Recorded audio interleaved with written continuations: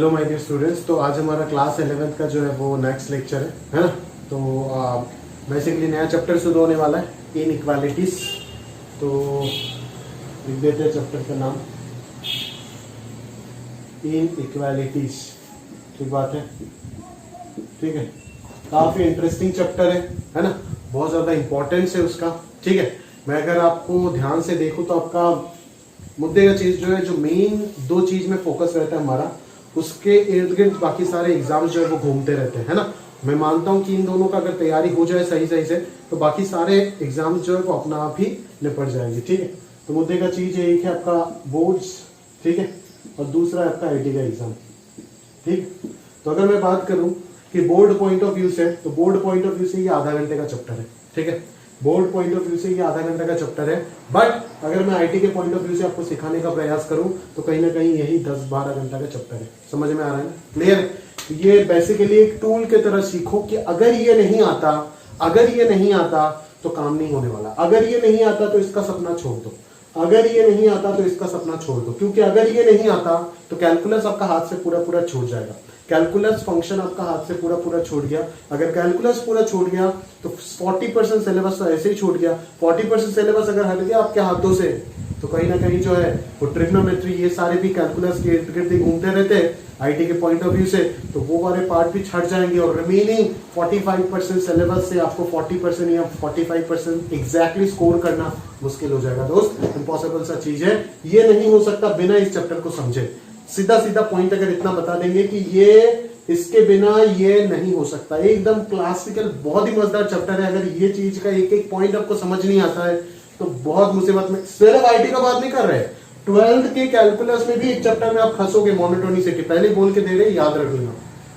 Maths का, applied maths का जो सबसे इंपॉर्टेंट ब्रांच होता है वो क्या होता है? कैलकुलस होता है, जो 12th में जाके आपको मिलेगा, है ना, पूरा पूरा उसका बस थोड़ा सा इंट्रोडक्शन फंक्शन अभी मिलेगा, बाकी पूरा पूरा कैलकुलस। मेजर 70% 12th में कैलकुलस ही पढ़ते हैं हम। ठीक है, तो 60 से 70% कैलकुलस ही पढ़ते हैं, तो ये 12th में ही मिलेगा। 12th का बोर्ड्स में भी दिक्कत होगा, याद रखना, एक चैप्टर में मोनोटोनिसिटी मैक्सिमम। ऐसा नहीं कि इनइक्वालिटी अगर नहीं आता तो बोर्ड आप आसानी से निकाल दोगे, 12th का बोर्ड में भी दिक्कत आएगा, पहले बता रहा हूं। इसीलिए ध्यान से इंपॉर्टेंस के साथ जैसे बोल रहा हूं इस चैप्टर में मेरे साथ साथ काम कर लो, अदरवाइज गड़बड़ हो जाएगा। दोस्त, समझ में आ रहा है?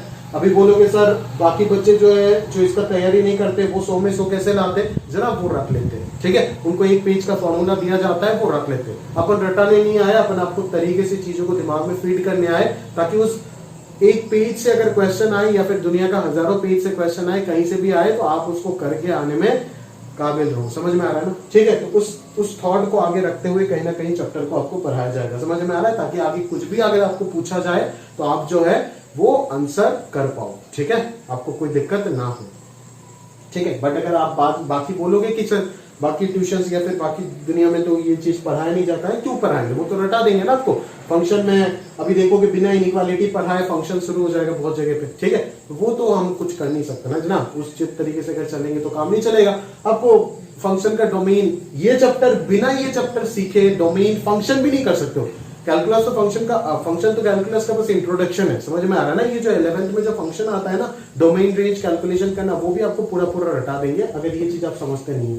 ठीक है, तो समझा रहा हूं, प्यार से समझ लो। अगर ये नहीं आया तो मैथ्स आपका बर्बाद 11th 12th का पहले ही बता दे। ठीक है, अगर अच्छे से सीखना चाहते हो, फिर भी अगर रट्टाफिकेशन करके कुछ ना कुछ करके आप 100 में 100 लेके आगे मैथ्स में, वो अलग बात है। ठीक है, बट वही न्यूज निकलेगा बाद में जाकर के 2022 में, याद रखिएगा कि बोर्ड में 100 में 100 लाए, बट आईटी के एग्जाम में 20% भी आपसे नहीं बना। ठीक है, वही काफी शर्मनाक बात है ये, अगर ध्यान से मैं अगर समझू।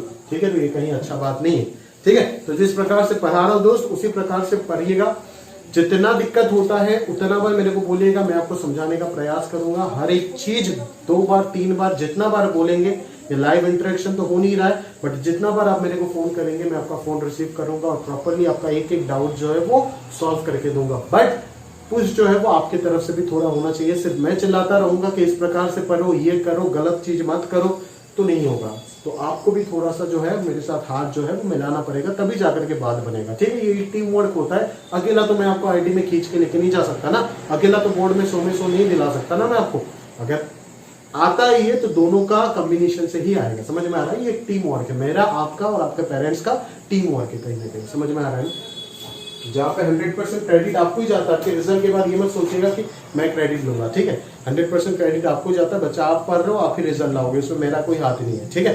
बट बात अगर नहीं सुनोगे मेरा तो होगा नहीं, समझ में आ रहा है ना। और पेरेंट्स का भी बात अगर नहीं मानोगे तो होगा नहीं। ना क्रेडिट मेरे को जाता है ना पेरेंट्स को जाता है, क्रेडिट आपको ही जाता है, आपका रिजल्ट है, आप मेहनत की हो, आप लाए हो, उसमें किसी का कोई फर्क नहीं पड़ता है, ठीक है। बट अगर बात नहीं मानोगे बड़ों का तो प्रॉब्लम हो जाएगा, समझ में आ रहा है ना, तो दिक्कत हो जाएगा। तो बाकी आप आगे अपना जिंदगी आप संभालोगे, ठीक है। धीरे धीरे सभी आपका हाथ छोड़ देंगे। तो चैप्टर शुरू करते हैं। चलिए, मैं पहले बार बार बोल के दे रहा हूं कि आप पजल मत हो जाना। ये चैप्टर के बिना आप कुछ कर नहीं सकते, ये समझ जाओ पहले। इस चैप्टर के बिना 11th 12th का मैथ अधूरा है ना, कुछ ही नहीं कर सकते। एनसीईआरटी निकाल करके दिखा देना, 2 पेज का चैप्टर होता है, समझ में आ रहा है ना, 2 पेज का, क्योंकि उधर तो कुछ दिया ही नहीं है, उधर तो सारी चीज रटाफिकेशन पहले ही रट लो। इनइक्वालिटी कहीं ना कहीं आपको मिल जाएगा, देखिएगा जाकर के चैप्टर 6 में शायद, और फंक्शन जो है वो उससे पहले ही है चैप्टर 2 में, समझ में आ रहा है ना। तो एनसीईआरटी तो पहले ही आपको हिंट दे रहा है ना कि आप तो चीजों को रट लो, रट के ही कहीं ना कहीं काम चला लो, है ना। काम चलाने का गणित सीखोगे, वो गणित नहीं होता है, वो गणित कम सोशल स्टडी होता है, ठीक है, समझ में आ रहा है ना, वो गणित नहीं होता है, ठीक है ना। गणित वो काम चलाने का गणित सीखोगे आप, जो आपका बोर्ड्स में सिखाए जाते हैं एनसीईआरटी पॉइंट ऑफ व्यू से, बाकी दुनिया पूरा दुनिया में, समझ में आ रहा है। बट अगर तरीके से आप सीखने का प्रयास करो ना, तो आपको मेरे साथ उस प्रकार के काम करना पड़ेगा, मेहनत करना पड़ेगा। जो भी डिफिकल्टीज है, दर्द होगा समझने में, किसी को इतना जल्दी समझ नहीं आता है, दर्द होगा समझने में, बट जब तक लगे रहोगे आप सीख जाओगे, ये मेरा गारंटी है। जब तक लगे रहोगे मेरे साथ तब तक मैं सिखा दूंगा आपको, ये मेरा गारंटी है। वो मेरे ऊपर छोड़ दो, समझाना कैसे, सिखाना कैसे, वो मेरे ऊपर छोड़ दो, बट आपको साथ रहना होगा और ईमानदार रहना होगा खुद के साथ। अगर ईमानदार नहीं रहोगे, बार बार चीजों को समझ आने से भी बोलोगे समझ नहीं आ रहा है, या फिर सोचने का ही प्रयास नहीं करोगे, बोलोगे समझ नहीं आ रहा है, तब तो काम नहीं चलेगा ना दोस्त, ठीक है। तो चलिए स्टार्ट करते हैं चैप्टर इनइक्वालिटीज, ठीक है। इनइक्वालिटीज, चलो, तो काफी इंपॉर्टेंट चीज है। मैं बेसिकली अगर बात करूं तो ओलंपियड पॉइंट ऑफ व्यू से इसका क्या अहमियत होता है मैं बता दूं। ओलंपियड में भी इनइक्वालिटीज आता है, बट वो जो है कहीं ना कहीं प्रूविंग इनइक्वालिटीज होता है ना, वो प्रूविंग इनइक्वालिटीज का सेक्शन है। बट हमारे पॉइंट ऑफ व्यू से जो इनइक्वालिटीज काम का है वो सॉल्विंग इनइक्वालिटीज है, समझ में आ रहा है ना। तो प्रूविंग इनइक्वालिटीज में कहीं ना कहीं सेवा बोर्ड के जो बच्चे जो क्लास 9th में एडवांस में पढ़े हो, उन आप लोग का पहला फर्स्ट 3 एक्सरसाइज उसी के ऊपर बेस्ड था, कहीं ना कहीं इनइक्वालिटी को प्रूव कैसे करें। एएमजीएम इनइक्वालिटी, ये सारी चीज आप पढ़े होंगे। Basically AM GM inequality, Cauchy Schwarz inequality, ये सारी चीज अपन प्रोग्रेशन सीक्वेंस सीरीज चैप्टर में देखेंगे, वो कोई इश्यू नहीं है ऐसा, ठीक है ना। बट जो मुद्दे का प्रूविंग इनइक्वालिटीज है वो आईटी के सिलेबस में नहीं है, वो नहीं पूछा जा सकता है, समझ में आ रहा है ना। तो वो ओलंपियड्स के लिए अगर आप तैयारी कर रहे हो तो आप किसी भी बुक से उठा करके कर सकते हो। बेसिकली उतना आइडिया किस प्रकार से इनइक्वालिटीज को प्रूव किया जाता है, वो idea upon sequence and series chapter में आपको दे देंगे। बट अभी जो आपको फोकस करना है पूरा वो क्या फोकस करना है, सिर्फ सॉल्विंग इनइक्वालिटीज पे फोकस करना है कि किस प्रकार से आप इक्वालिटीज को तो बचपन से सॉल्व करते आ रहे हो, 7-8 से सॉल्व करके आ रहे हो। Linear equation in 1 variable solve किए, 2 वेरिएबल सॉल्व किए, 3 वेरिएबल भी पता नहीं किए हो या फिर नहीं किए, बट मैंने आपको बेसिक मैथ्स में करा रखा है। या फिर उसके बाद अगर 3 वेरिएबल छोड़ो आप, फिर आप क्वाड्रेटिक इक्वेशंस को सॉल्व किए। बट अभी जो है आपको क्या सॉल्व करना है, इस प्रकार के इनइक्वालिटीज को सॉल्व करना है, समझ में आ रहा है ना। अभी इक्वालिटी नहीं, अभी इनइक्वालिटी का दुनिया आएगा, ठीक है। तो बेसिकली अगर मैं टॉपिक्स लिख देता हूं तो पहले तो बेसिक्स होता है हर एक चैप्टर का, ठीक है ना, बेसिक्स होता है हर एक चैप्टर का। उसके बाद आएगा हमारे पास बेसिक, जितना भी इनइक्वालिटी है उस चीज को सॉल्व कराना सीखेंगे, है ना, जो आपका वेदी कर्व मेथड है उस चीज को यूज करके देखेंगे अपन। फिर उसके बाद अगर बात करें तो इरेशनल इनइक्वालिटी आएगा, है ना, इरेशनल इनइक्वालिटी आएगा, क्या होते हैं देखेंगे। उसके बाद हम डिटेल में पढ़ेंगे मॉड्यूलस को, है ना, डिटेल में हम स्टडी करेंगे मॉड्यूलस, काफी इंपॉर्टेंट चीज है मॉड्यूलस को, और मॉड्यूलस रिलेटेड जितने भी इनइक्वालिटी है वो भी देखेंगे, ठीक है। उसके बाद हमारे पास आ जाएगा हमारा लॉगरिथमिक इनइक्वालिटी, उसके बाद आता है हमारा ट्रिगो इनइक्वालिटी, ट्रिग्नोमेट्रिक इनइक्वालिटी, उसके बाद आता है इनवर्स ट्रिग्नोमेट्रिक इनइक्वालिटी, ठीक है। बट ये ट्रिग्नोमेट्रिक इनइक्वालिटी जो है वो ट्रिग्नोमेट्रिक चैप्टर में पढ़ेंगे। ट्रिग्नोमेट्री का पार्ट 5 पार्ट होता है टोटल, पूरा ट्रिग्नोमेट्री ब्रांच का, उसका 3rd पार्ट में हम ट्रिग्नोमेट्रिक इनइक्वालिटी पढ़ेंगे। बट इनवर्स ट्रिग्नोमेट्रिक इनइक्वालिटी जो है वो आपको 11th में नहीं मिलेगा, बट 12th में जब इनवर्स ट्रिग्नोमेट्रिक फंक्शन पढ़ाया जाएगा उस जगह पे आपको ये चीज मिलेगी, समझ में आ रहा है ना। तो यहां तक बेसिकली आपको अभी स्टार्टिंग करना है, ठीक है। अभी क्लास 11th का मेजर इनइक्वालिटी अगर इतना तक समझ जाते हो तो ये अपना आप काम निपटा दोगे। इतना तक समझने के बाद फंक्शन करोगे, उसी का हेल्प से ये चीज जो है वो आसानी से हो जाएगा, ठीक है। तो ये चीज जो है वो आपको मेजर जो है वो सीखना है, वो आपका इनइक्वालिटी का चैप्टर में, ठीक है। तो एक एक चीज डिटेल में बताया जाएगा आपको, है ना।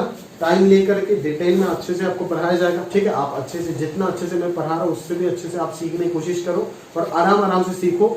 टाइम दो इस टॉपिक को, अगर टाइम नहीं दोगे तो हड़बड़ी में सीखने की कोशिश करोगे तो नहीं चलेगा। जैसे बोलूंगा, जिस वक्त बोलूंगा पढ़ने के लिए पढ़ लीजिएगा उसी वक्त। अगर नहीं पढ़ेंगे, हड़बड़ी में टेस्ट से पहले लेकर के बैठ जाएंगे, सब कुछ नहीं होने वाला है। आपसे वीडियो बंद कर दो, अभी कोई जरूरत नहीं देखने का, पहले बता रहे अपन। ठीक है, समझ बचा रहा हूं आपका, पहले बोल के याद रखेगा। ठीक है, अगर देखना है तरीके से देखो, अदरवाइज मत देखो। ठीक है, समय चाहिए होगा, ऐसे नहीं है ना। मास्टरों को सीखने में हालत खराब हो जाता है, आप तो इनिशियल स्टार्टिंग हो रहा है आपका, बट इसका गारंटी ये नहीं है कि आप जो है वो हमारे से अच्छे कर सकते हो। समझ में आ रहा है ना, हमें जितना आता है शायद सिखाने के बाद आपको हमसे भी अच्छा आएगा। समझ में आ रहा है ना, और वही कहीं ना कहीं एम होना चाहिए। ठीक बात है। चलो, स्कूल वगैरह में आपको बोल देता हूँ कि आप जो भी कॉलेज में या फिर स्कूल में एडमिशन होता है, उधर अगर क्लास शुरू होता है तो ये सब आपको पढ़ाएगा नहीं कभी भी कोई। ठीक है, और जो फंक्शन चैप्टर है उधर इस चीज का एप्लीकेशन आएगा। इस चीज के बिना, ये एक टूल है, मैथमेटिकल टूल है, इसके बिना फंक्शन चैप्टर जो उसमें डोमेन वगैरह निकाल नहीं पाओगे फंक्शन का। बट उस चैप्टर को वो लोग कैसे पढ़ाएंगे कि इधर कुछ भी बेसिक रूल्स आते हैं, है ना, उस रूल्स को बिना समझाए आपको उधर रटा देंगे और उसी प्रकार से कुछ गिने चुने क्वेश्चन आप उधर कर पाओगे। बट उधर भी अगर मैं इसका एप्लीकेशन करके अच्छा क्वेश्चन डिजाइन कर दूं तो आप फंस जाओगे बुरे तरीके से। अच्छा मतलब एकदम मीडियम लेवल की क्वेश्चन में फंस जाओगे। समझ में आ रहा है, आपको दिखाऊंगा, समझ जाते जाते सारी चीज धीरे धीरे बताते जाऊंगा।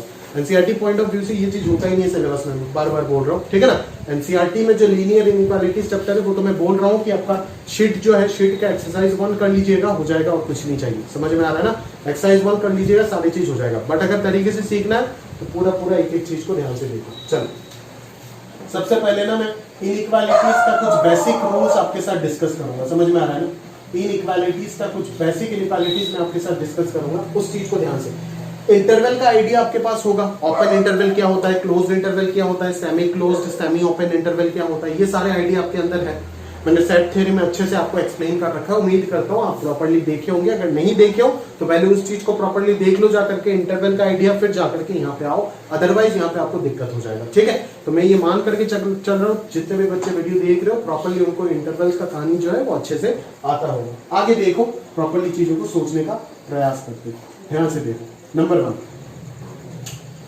मैं कुछ बेसिक रूल्स बता रहा हूँ, बेसिक रूल्स बता रहा हूँ इनइक्वालिटी का, कॉपी में नोट करते जाइएगा प्रॉपर्ली। ठीक है, बेसिक रूल्स बता रहा हूँ।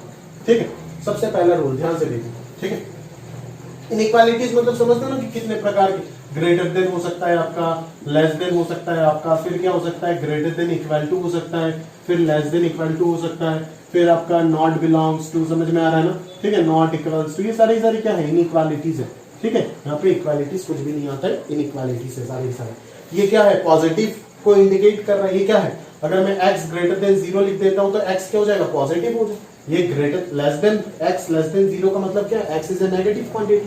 x greater than equal to 0 का मतलब क्या है, x इज पॉजिटिव और 0, which means x is a non-negative quantity। x is a non-negative quantity। Basic maths में ये सारी चीज बता के दिया था। लेस देन इक्वल टू 0 का मतलब क्या हो जाएगा, नॉन पॉजिटिव क्वांटिटी, मतलब पॉजिटिव नहीं है वो, या तो नेगेटिव या तो 0 है। समझ में आ रहा है, तो इस प्रकार के सारे सिंबल्स के सिग्निफिकेंस आपको अच्छे से पता है ना। उसी चीज के आधार आगे जो है मैं अपना डिस्कशन शुरू करने वाला हूँ, प्रॉपर्ली ध्यान से समझो। ठीक है, सबसे पहली बात मैं आपको बता रहा हूँ, if a greater than b and c greater than d, ध्यान से सुनिएगा, a अगर b से बड़ा है और c जो है वो अगर d से बड़ा है, तो क्या मैं ये चीज बोल सकता हूँ, कि a प्लस c जो है ना वो किससे बड़ा होगा, b प्लस d से बड़ा होगा।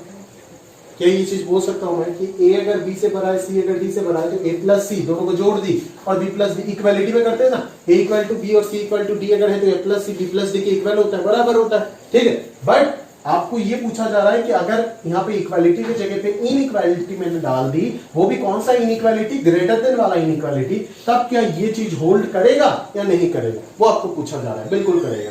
ठीक है, ये बिल्कुल ट्रू है, ये बिल्कुल ट्रू है। बोले सर कैसे ट्रू है, कुछ समझ नहीं आया, एग्जांपल दीजिए, अदरवाइज मानेंगे नहीं आपका बात। चलो दे देते हैं। 3 ग्रेटर देन 12, 2 आप मानते हो, बराबर। उधर -2 ग्रेटर देन -5, ये भी मानते हो, दोनों को जोड़ दो, 3 - 2 1 आएगा, इधर 2 - 5 कितना आएगा, -3, ये इससे बड़ा होगा। समझ में आ रहा है। दूसरे किसी भी प्रकार का कोई भी एग्जांपल जो है आप टिक करके देख लो कि अगर a b से बड़ा है और c अगर d से बड़ा है, तो इन दोनों का समेशन भी तो इन दोनों का समेशन से बड़ा होगा ना, तो कंफर्म है, उसमें कोई दिक्कत नहीं है। ठीक है, ये हमेशा ट्रू है। समझ में आ रहा है। चलो दूसरे रूल के आप देखते, दूसरे रूल देखते, if A is greater than B and C is greater than D, तब मैं आपको ये पूछ रहा हूं क्या A minus C B minus D से बड़ा होगा या नहीं होगा? क्या A minus C B minus D से बड़ा होगा या नहीं होगा? आप वीडियो को पॉज करके थोड़ी देर खुद से दिमाग लगा करके देखिए, ऐसे एग्जांपल मान के आपको कहानी जो है वो पता चल जाएगा। अभी मैं आपको जवाब दे देता हूं कि A माइनस सी जो है वो B माइनस डी से हमेशा बड़ा नहीं होता है। देन आपको लिखना पड़ेगा A माइनस सी में और may not be greater than B minus D। A minus C जो है वो B minus D से बड़ा हो भी सकता है, नहीं भी हो सकता है। बोलिए सर क्यों? एग्जांपल दीजिए एक बार, देखो जरा। 2 अगर 3 से बड़ा है, क्या बोला मैंने? 2 अगर 3 से बड़ा है, ठीक है।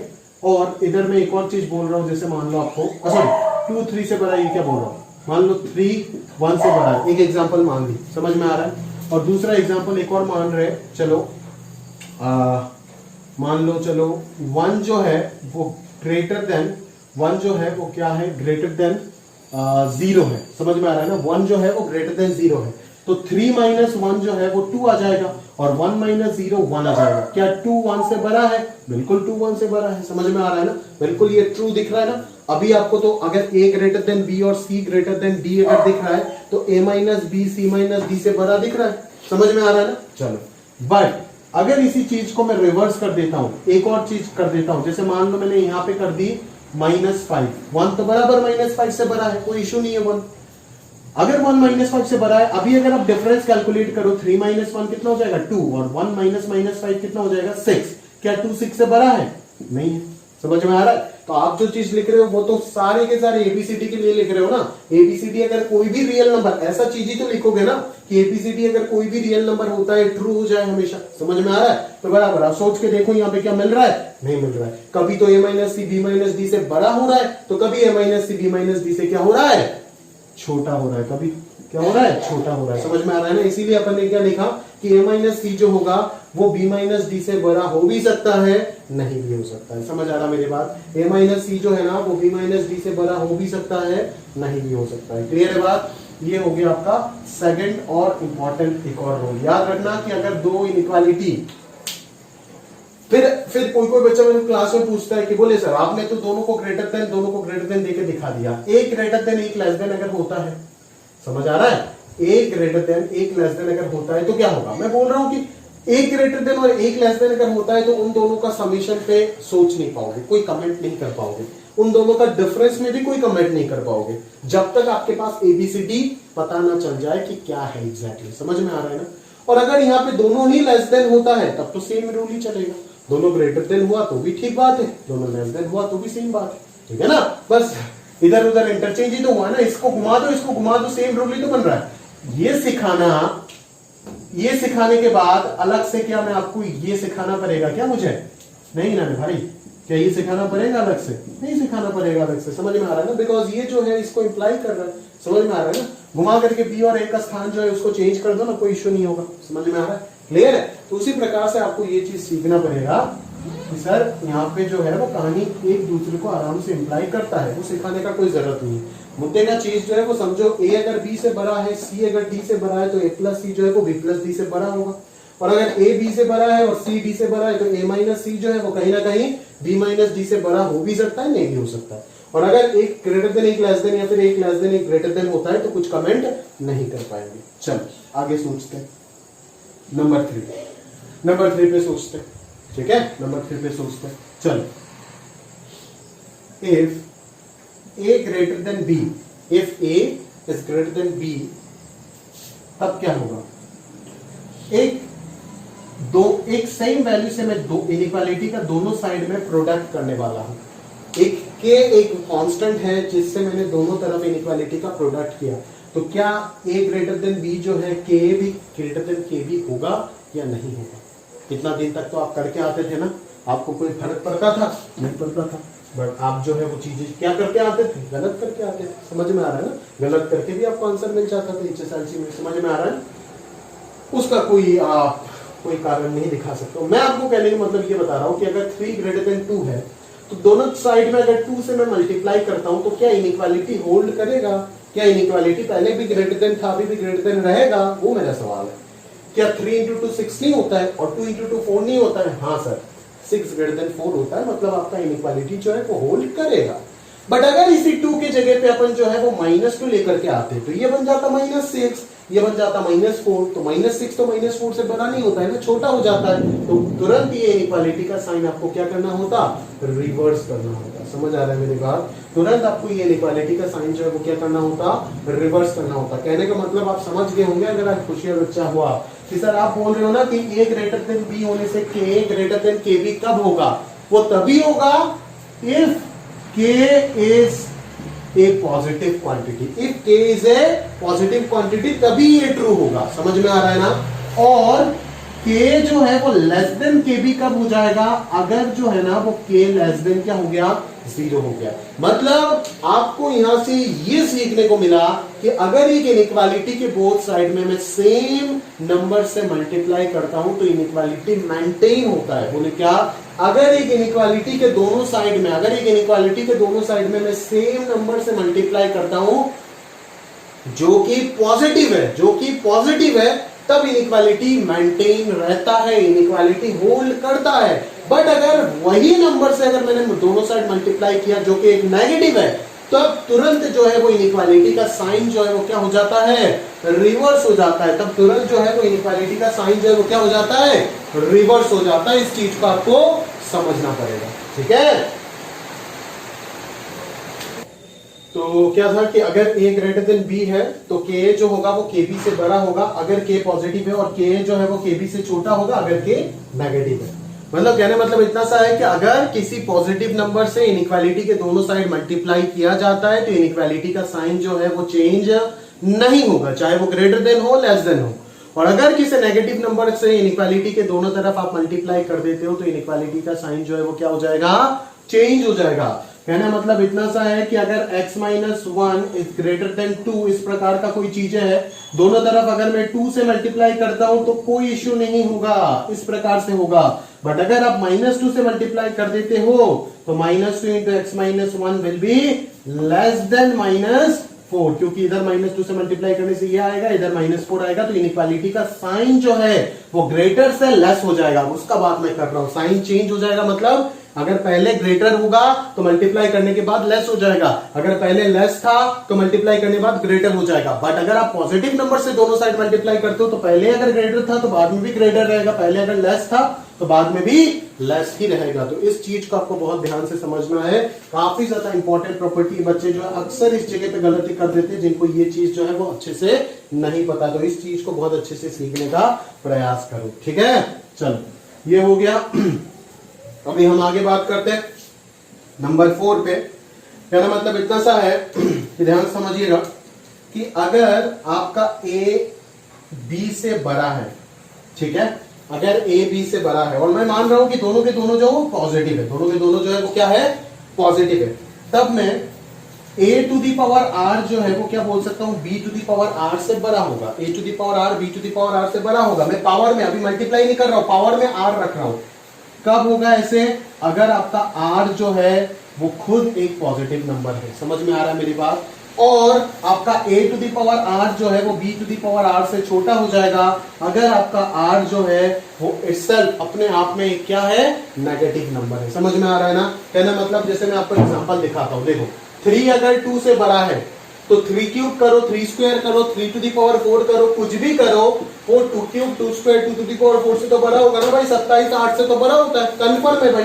बट अगर मैं इसी जगह पे 3 टू दी पावर -3 करता हूं और इधर भी 2 टू दी पावर -3 कर देता हूं तो इनइक्वालिटी का साइन जो है वो कहीं ना कहीं क्या हो जाएगा भाई? रिवर्स हो जाएगा। कहने मतलब समझ आ रहा है आपको कि अगर 3 टू दी पावर -3 हो जाता है तो ये कहीं ना कहीं 1/27 हो जाएगा, और 3 टू पावर -3 अगर करता हूं तो ये भी कहीं ना कहीं क्या हो जाएगा? 1/8 हो जाएगा। तो तुरंत जो है वो इनइक्वालिटी का साइन जो है वो क्या हो जाएगा?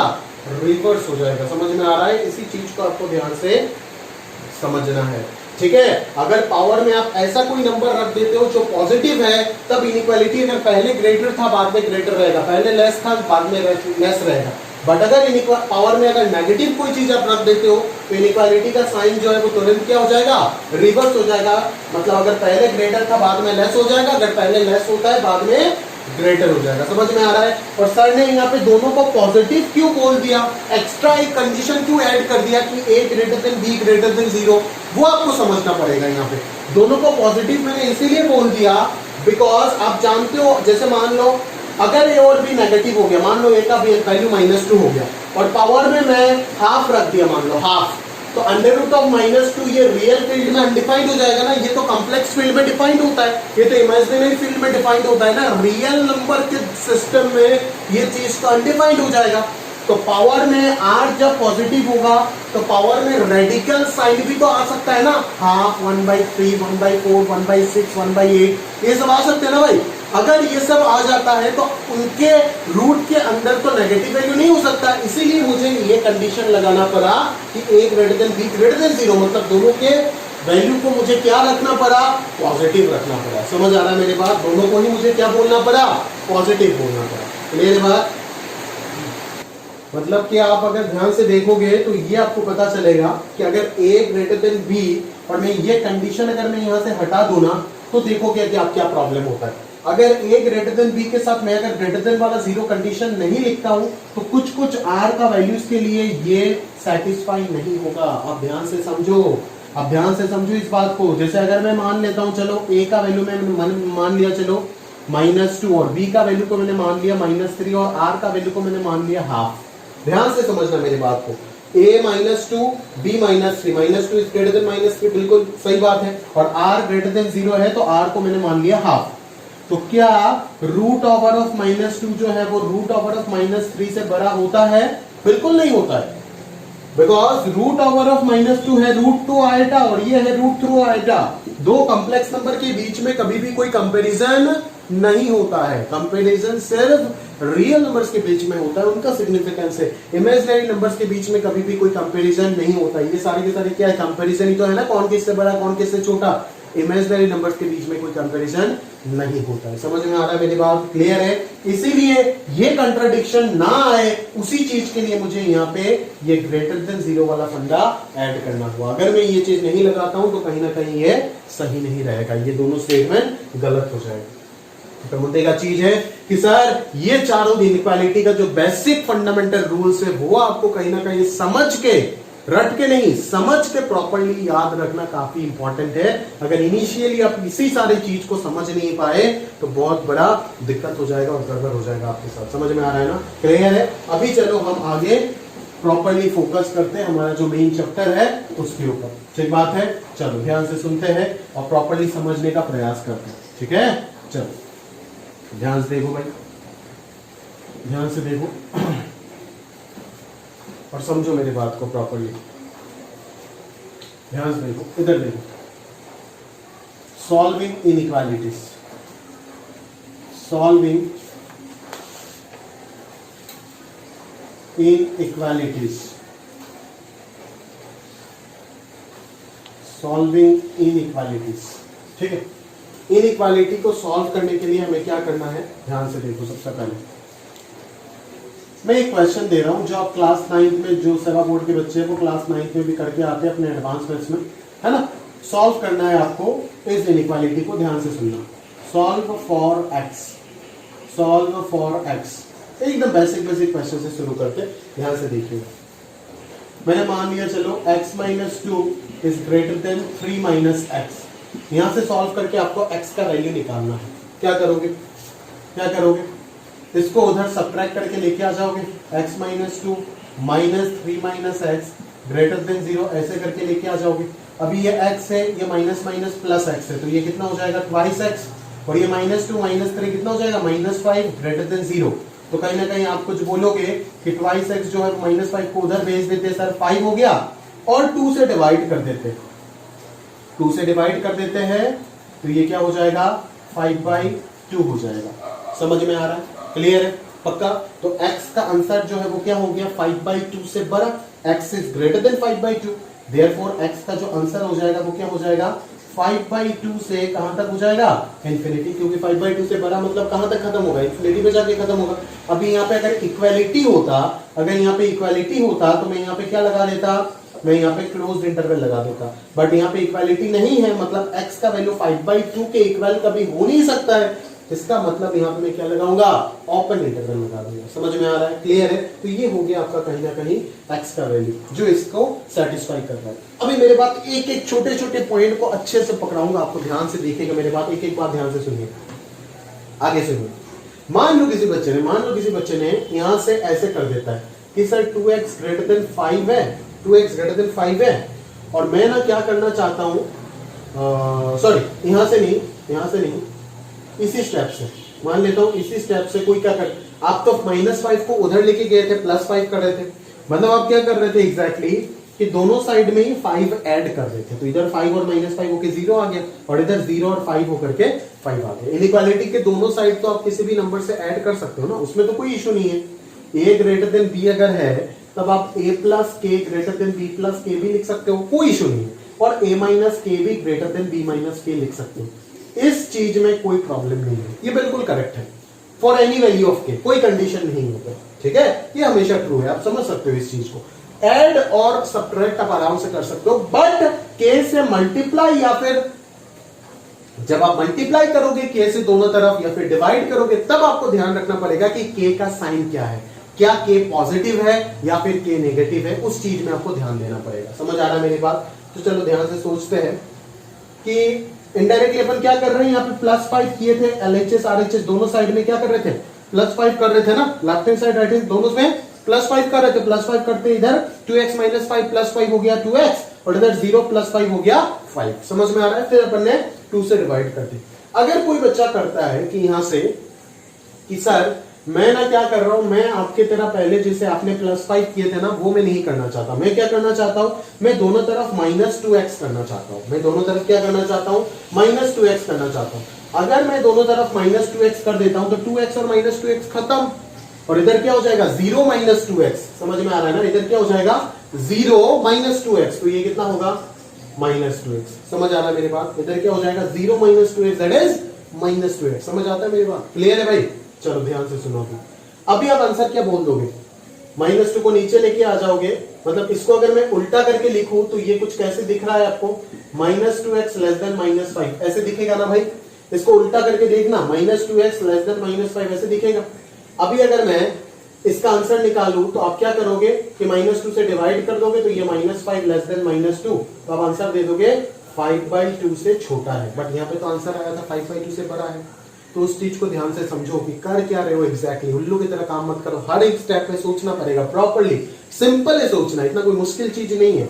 कि इस स्टेप से जब इस स्टेप में आप आए थे तो क्या किए थे आपने दोनों तरफ 2 से डिवाइड किए थे, दोनों तरफ 2 से डिवाइड करने से इनइक्वालिटी का साइन मेंटेन रह गया, मतलब अगर पहले भी ग्रेटर था अभी भी ग्रेटर रह गया, क्यों, because 2 itself is a positive quantity. समझ में आ रहा है? इसीलिए ये सही हो गया। बट यहां पे आपने गलती कर दी है, यहां पे अगर आप इस लाइन से ये लाइन लिख देते हो, मतलब आप किससे डिवाइड कर रहे हो, दोनों तरफ -2 से डिवाइड कर रहे हो। अगर आप दोनों तरफ -2 से डिवाइड कर रहे हो तो कहीं ना कहीं काम जो है वो गलत कर दिया आपने।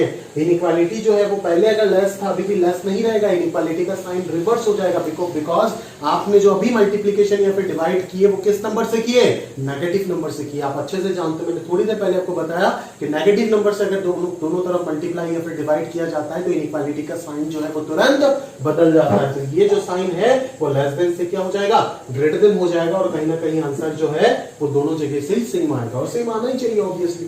समझ में आ रहा है ना? तो कुछ इस प्रकार से खेल को आपको समझना पड़ेगा, ठीक है। तो ये थोड़ा सा एक सिंपल सा एग्जांपल मैंने आपको लिया, ठीक है। तो ये तो कोई भी बच्चा सॉल्व, पहले ये सब आप बिना समझे, हर एक स्टेप को बिना समझे आप सॉल्व कर लेते थे, पता ही नहीं चलता था। देखोगे मैं आपको याद दिलाऊंगा क्लास 9 में कैसे आप उल्लू बने थे। समझ में आ रहा है ना? अगर आपको सिखाया जाता तो आप सीख जाते, आपको सिखाया नहीं गया इसलिए आपने सीखे नहीं। समझ में आ रहा है ना? मैं आपको एक एक करके सारे पॉइंट याद दिला रहा हूं, देखो ध्यान से देखना। x ग्रेटर देन 5/2 इसका आंसर हो गया, इसका प्रॉपर आंसर है इस इनइक्वालिटी का x मतलब 5/2 से इंफिनिटी हो गया इसका सॉल्यूशन, ठीक है। चलो ये हो गया, नोट कर लीजिएगा प्रॉपर्ली, है ना। दूसरा क्वेश्चन मैं पकड़ाता हूं आपको, ध्यान से देखो,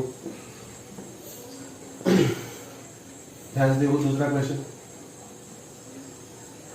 क्वेश्चन ध्यान से देखो।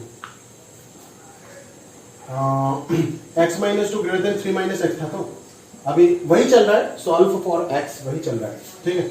अभी मैं क्वेश्चन को दे दिया ये, ठीक है, ये दे दिया, ठीक है। इस क्वेश्चन को कैसे करते थे, बोल सर इसको कैसे करते थे 9th में, ठीक है। 9th में क्या करते थे, सोचते अच्छा ये फैक्टर और ये फैक्टर, इस चीज का मतलब क्या है, इंटरप्रिटेशन क्या है इसका, इसका मतलब यह है कि ये फैक्टर और ये फैक्टर, इन दोनों फैक्टर का प्रोडक्ट जो है वो क्या है, पॉजिटिव है। प्रोडक्ट जो है पॉजिटिव भी नहीं, एग्जैक्टली नॉन नेगेटिव है। मतलब कहानी कुछ इस प्रकार से होगा, अगर प्रोडक्ट जो है दोनों का नॉन नेगेटिव है, मतलब क्या होगा कि कब दो नंबर का प्रोडक्ट नॉन नेगेटिव होता है, कब दो नंबर का प्रोडक्ट नॉन नेगेटिव होता है, सर बोल तो एक बार मुझे, जब दोनों के दोनों पॉजिटिव होता है या फिर दोनों के दोनों क्या होता है, नेगेटिव होता है। तो आप क्या करते थे, दो केस बना लेते थे क्लास 9 में, समझ में आ रहा है ना। और एक केस में आप लिखते थे कि यहां पे मान लो कि x माइनस 2 जो है वो क्या है, पॉजिटिव, और एंड लिखना पड़ेगा, और लिखने से नहीं होगा, क्योंकि एक पॉजिटिव एक नेगेटिव होने से दोनों का प्रोडक्ट नेगेटिव हो जाएगा, सेटिस्फाई नहीं करेगा। यहां पे बोला है दोनों का प्रोडक्ट पॉजिटिव हो जाए, दोनों को पॉजिटिव होना पड़ेगा, या तो दोनों को ही क्या होना पड़ेगा, नेगेटिव होना पड़ेगा। दोनों को पॉजिटिव होना पड़ेगा, या तो दोनों को ही क्या होना पड़ेगा, नेगेटिव होना पड़ेगा। समझ में आ रहा है ना, नेगेटिव मतलब इक्वालिटी मैंने लिया है, नॉन नेगेटिव या फिर नॉन पॉजिटिव होना पड़ेगा। समझ में आ रहा है ना, बिकॉज यहाँ पे इक्वालिटी है, अगर यहाँ पे नहीं होता तो नहीं लेता, सिंपल सा बात है। इधर से आंसर क्या आ रहा था, इधर से आंसर क्या आ रहा था, ये बोल रहा है x greater than equal to 2, देखो ना इसका आंसर क्या आएगा, x greater than equal to 2, और इसका आंसर क्या आएगा, x greater than equal to 3। बीच में क्या है, एंड है। ये बोल रहा है x2 या फिर उससे बड़ा है, ये बोल रहा है x3 या फिर उससे बड़ा है। तो दोनों का कॉमन क्या है, एक बोलता है x2 से बड़ा, एक बोलता है x3 से बड़ा, तो दोनों का कॉमन क्या है, मुझे तो दोनों को सेटिस्फाई करना पड़ेगा। एक बोलता है नंबर लाइन बना, जब भी ऐसे दिक्कत होगा नंबर लाइन बनाना है, इधर जीरो रहता है, जीरो को फालतू में मार्क नहीं करना है। इस चैप्टर में जीरो को फालतू में मार्क नहीं कर रहा है, जहां पे जरूरत होगा वहीं पे मार्क करेंगे, पता नहीं देंगे कहां पे जरूरत होगा। एक बोलता है 2 से बड़ा, एक बोलता है 3 से बड़ा, दोनों का इंटरसेक्शन क्या है, 3 से बड़ा होगा। समझ में आ रहा है, क्यों, बिकॉज अगर मैंने यहां पे कोई वैल्यू ले लिया 2.5, तो 2.5 इसको तो सेटिस्फाई कर देगा, 2.5 इज ग्रेटर देन 2, बट क्या 2.5 इसको सेटिस्फाई करेगा, नहीं। बीच में क्या है, एंड मतलब क्या, इंटरसेक्शन, इंटरसेक्शन मतलब दोनों कंडीशन का कॉमन, कंबाइन नहीं, कॉमन, दोनों को सेटिस्फाई करना पड़ेगा। इसीलिए एक्स का आंसर इधर से क्या आया, 3 से बड़ा। और अगर मैं इधर देखूं तो ये बोलता है x का वैल्यू 2 से छोटा, और ये बोलता है x का वैल्यू 3 से छोटा। तो अगर मैं देखता हूं कि एक बोलता है 2 से छोटा, एक बोलता है 3 से छोटा, इन दोनों का कॉमन क्या है, ऑब्वियसली क्या होगा, 2 से छोटा होगा। समझ में आ रहा है ना, क्यों, क्योंकि अगर आप 2.5 ले लेते हो तो ये सेटिस्फाई नहीं होगा, बट ये हो जाएगा। समझ में आ रहा है ना, तो ये दिक्कत दे देगा ना, बट बीच में तो एंड है, एंड मतलब यूनियन, सॉरी इंटरसेक्शन, दोनों को सेटिस्फाई करना होगा। इसीलिए जो आंसर है वो क्या हो जाएगा, इधर x less than equal to 2 हो जाएगा। समझ में आ रहा है, तो फाइनल जो आंसर दोगे वो क्या होगा, एक तरीके से आपको ये मिल गया, एक तरीके से ये मिल गया, मतलब दोनों को भी क्या कर दोगे, जोड़ दोगे। जब भी एक क्वेश्चन को याद रखना, इस चैप्टर में आपको बहुत बार केसेस बनाने पड़ेंगे। जब भी आप एक क्वेश्चन को 2 केस में बना करके सॉल्व करोगे ना, तो आपका फाइनल आंसर जो होता है वो सारे केसेस के क्या हो जाते हैं, यूनियन हो जाता है। याद रखो इस चीज को, याद रखो, लॉजिक है इसके पीछे, बिना चीज लॉजिक कर रखने के लिए नहीं बोल रहा, क्योंकि आप अपने हिसाब से, अपने आसानी के लिए, सॉल्व करने के लिए इसे क्वेश्चन को 2 पार्ट में डिवाइड कर रहे हो, कोई 3 पार्ट में इसको डिवाइड करेगा। समझ में आ रहा है ना। तो हम जब अपने आसानी के लिए इस क्वेश्चन को अलग अलग पार्ट में डिवाइड कर रहे हैं, तो फाइनली जब इसका सॉल्यूशन लिखेंगे तो सारे पार्ट को जोड़ के ही तो लिखेंगे ना, और इंटरवल को जोड़ना मतलब ही क्या, यूनियन। इसीलिए मैं बार बार बोलता हूं कि जब भी एक इनइक्वालिटी को आप केस बना करके सॉल्व करते हो, तो बाद में जब फाइनल आंसर देते हो तो सारे केसेस का क्या लेते हो, यूनियन लेते हो। समझ में आ रहा है ना, तो सारे केसेस का यूनियन क्या हो जाएगा, बोल, -∞ से 2 क्लोज, यूनियन 3 से इंफिनिटी। समझ में आ रहा है, क्या हो जाएगा, -∞ से 2 पे क्लोज, यूनियन 3 से कहां तक, इंफिनिटी तक। समझ में आ रहा है, तो ये हो गया आपका प्रॉपर आंसर। ठीक बात है ना, यही हो गया आंसर। मेरा मतलब ये नहीं था, ये क्वेश्चन कराना मेरा मतलब नहीं था, मेरा मतलब था कि ये बताना। अभी तू सोच ले, एक बार मैं पकड़ा के देता हूं, ध्यान से। 2 फैक्टर ग्रेटर देन 0 सॉल्व कर लिया, ठीक है, 3 फैक्टर लगा दिया ग्रेटर देन 0, क्या करेगा, तीन फैक्टर, मान लो इक्वल फैक्टर लगा दिया ना, x minus 4 greater than equal to 0। अभी आंसर निकाल के बताओ क्या बोलोगे। अच्छा सर, तीन चीज का प्रोडक्ट पॉजिटिव होना है, मतलब क्या, या तो तीनों के तीनों पॉजिटिव हो सकता है एक केस, तीनों के तीनों तो नेगेटिव नहीं हो सकता, because product of three negative is negative, जो कि सेटिस्फाई नहीं होगा। चलो, तीनों के तीनों पॉजिटिव हो सकता है। पहले तो आंसर्स देख लो, कॉम्बिनेशन क्या बनेंगे, प्लस प्लस प्लस हो सकता है, प्लस प्लस माइनस हो सकता है, माइनस प्लस प्लस हो सकता है, फिर प्लस माइनस प्लस हो सकता है, फिर माइनस माइनस प्लस, फिर माइनस प्लस माइनस, फिर प्लस माइनस माइनस, फिर माइनस माइनस माइनस। इस केस में तीनों का प्रोडक्ट पॉजिटिव होगा, ठीक बात है। इस केस में भी तीनों का प्रोडक्ट पॉजिटिव नहीं होगा, एक नेगेटिव आ गया, नहीं होगा। इन तीनों केस में से किसी भी केस में नहीं होगा। इन तीनों केस में बिल्कुल होगा, बिल्कुल होगा, क्योंकि दो पॉजिटिव है ना, दो नेगेटिव है, दो नेगेटिव का प्रोडक्ट क्या हो जाता है, पॉजिटिव। और इस केस में नहीं होगा। तो अल्टीमेटली आपको कितना केस मिल गया, तीन केस, और इधर एक केस, चार केस। तो एक लाइन का क्वेश्चन सॉल्व करने के लिए अभी चार अलग अलग केस सॉल्व करेंगे, फिर उसका यूनियन लेंगे, फिर तो छोड़ो, तीन तक तो है तो आप कर लोगे इस तरीके से।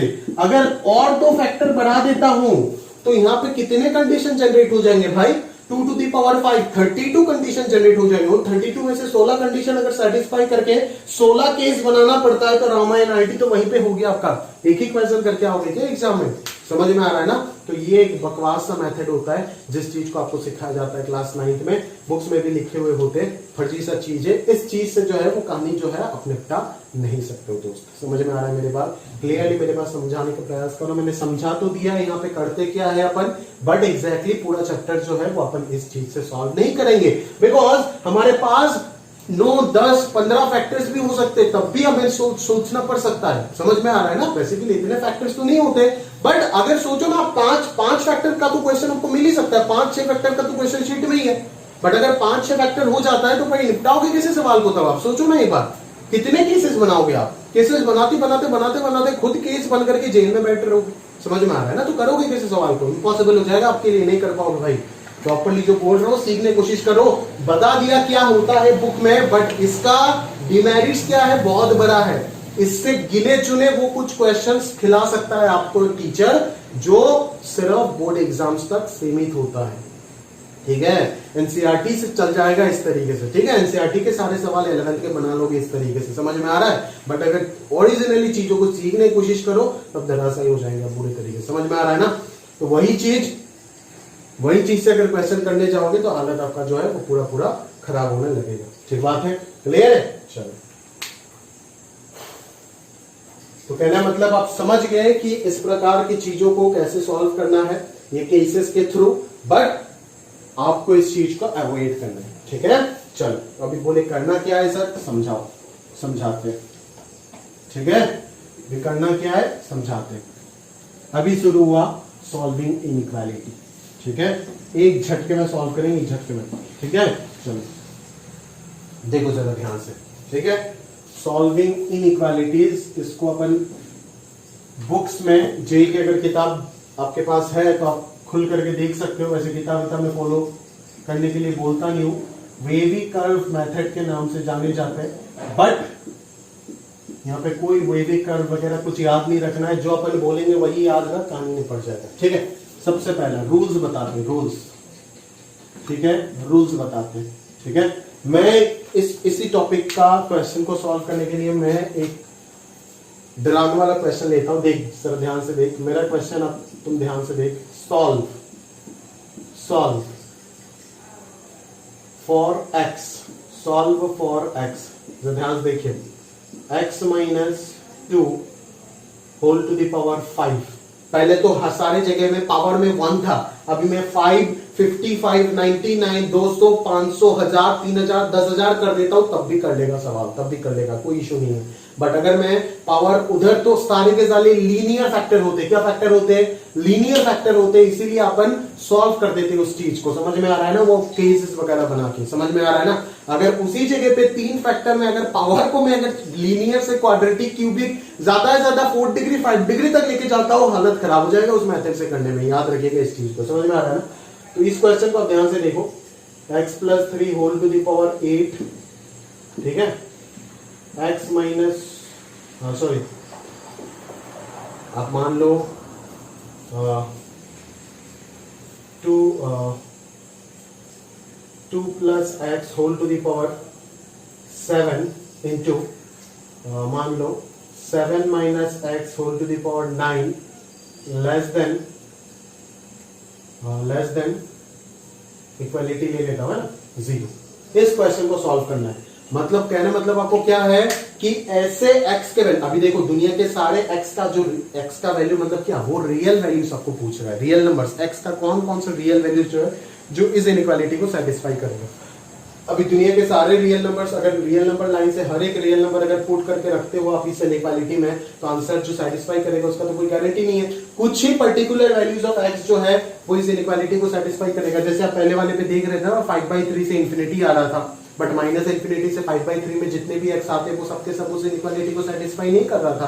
तो इसको सॉल्व करने का मतलब आपको क्या बोला गया, या फिर इसको मैं और तरीके से लिख सकता हूं ना, क्वेश्चन को सजा करके और तरीके से लिख सकता हूं ना। ध्यान से देख, क्वेश्चन को मैं और कितने अच्छे से डिजाइन कर सकता हूं, ध्यान से देख। मैं आपको ऐसे भी सवाल पूछ सकता हूं, find all the values of x, find all the values of x for which, find all the values of x for which fx is equal to x minus 2 whole to the power 5 into x plus 3 whole to the power 8 divided by 2 plus x whole to the power 7 into 7 minus x whole to the power 9 is always non positive। बोलो बात समझ आया मेरी बात, clear है? इस प्रकार से भी क्वेश्चन को डिजाइन कर सकता हूं ना। देख कि इस क्वेश्चन का मतलब तो वही है ना कि x का वो सारे वैल्यूज निकालो जिसके वजह से इसका आंसर हमेशा लेस देन इक्वल टू 0 हो जाए। क्या बोला मैंने? x का वो सारे आंसर निकालो जिसके वजह से इसका आंसर जो है वो हमेशा लेस देन इक्वल टू 0 हो जाए। क्लियर है बात? चलो वही चीज मैंने लैंग्वेज में लिख दिया। इस प्रकार से आपको पूछा जा सकता है क्वेश्चन। समझ में आ रहा है ना? तो कहना मतलब सॉल्व कैसे करेंगे उस चीज को प्रॉपर्ली ध्यान से देखना है। ठीक बात है? सॉल्व कैसे करेंगे उस चीज को प्रॉपर्ली हमें ध्यान से देखना है। ठीक है, चलो रूल सीखते हैं। सबसे पहला रूल, ठीक है मैं ये खुद का रूल है, ये किसी किताबी रूल नहीं है, इंग्लिश में गड़बड़ हो सकता है, वो आप एडजस्ट कर लीजिएगा। ठीक है, अपन जैसे क्वेश्चन को सॉल्व करते हैं सारे सवाल निपटेगा, वही सिखा रहे। अगर नहीं निपटता है कभी तो बता दीजिएगा, मान जाऊंगा आपको। ठीक है, कहीं पे भी अगर मिल जाता है ऐसा कुछ जो सर बताएंगे। ठीक है, चलो मेक RHS पॉजिटिव।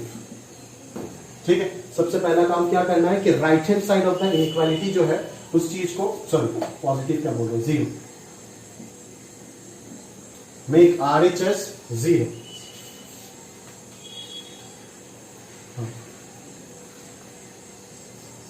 चलो RHS को 0 बनाने के बाद क्या होगा, सब के सब LHS में आ जाएगा। LHS मतलब इस साइड को मैं RHS बोलता हूं, इस साइड को मैं LHS बोल रहा हूं। ठीक है, चलो मैं RHS को अपन ने 0 बना दी। अभी क्या करना है अपने को, सेकंड रूल, जगह कम है इसीलिए एक साथ लिख रहा हूं। ठीक है, आप अच्छे से कॉपी में लिख लीजिएगा, ये फर्स्ट रूल है। चलो सेकंड अपन क्या करेंगे, सेकंड अपन ये करेंगे, ध्यान से देखिएगा। सेकंड में अपन क्या करेंगे, convert the LHS into product of factors, factors का प्रोडक्ट में ब्रेक करना है पूरा LHS को। इस प्रकार से अगर मतलब 2 something minus something something plus something इस प्रकार से अगर होता है तो एलसीएम वगैरह लेके सिर्फ आपको क्या करना है, प्रोडक्ट ऑफ फैक्टर्स में एक्सप्रेस करना है। उन सारी चीजों को क्या करना है आपको, प्रोडक्ट ऑफ फैक्टर्स में एक्सप्रेस कर देना है। ठीक बात है? चलो तो प्रोडक्ट ऑफ फैक्टर्स बना दी। Product of factors with leading coefficient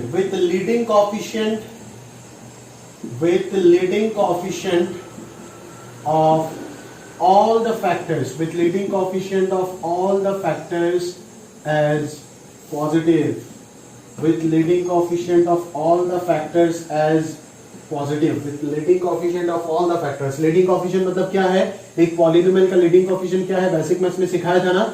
यहाँ पे ये सारे के सारे लीनियर फैक्टर है ना, तो लीनियर फैक्टर की लीडिंग कोएफिशिएंट क्या हो जाएगा, sorry product of linear factors लिख दो। फैक्टर्स मतलब लीनियर फैक्टर्स होना चाहिए, ठीक है। क्वाड्रेटिक क्यूबिक होने से काम नहीं चलेगा। फैक्टराइज, क्वाड्रेटिक अगर होता है उसको फैक्टराइज करके लीनियर फैक्टर में कन्वर्ट करना होगा। तो लीडिंग कोएफिशिएंट लीनियर फैक्टर का आप समझ ही जाते हो। अगर एक linear polynomial ax plus b का बात करूं तो लीडिंग कोएफिशिएंट क्या है, a होगा। तो इस a का वैल्यू हमेशा क्या होना चाहिए, पॉजिटिव होना चाहिए सारे फैक्टर्स में, सारे फैक्टर्स में, all the factors as positive, ठीक है। थर्ड में आपको ये सोचना है, थर्ड में आपको ये सोचना है, जैसे ही आपने फैक्टर्स को प्रोडक्ट कर उस फॉर्मेट में कन्वर्ट कर दिए, फिर आपको क्या सोचना है,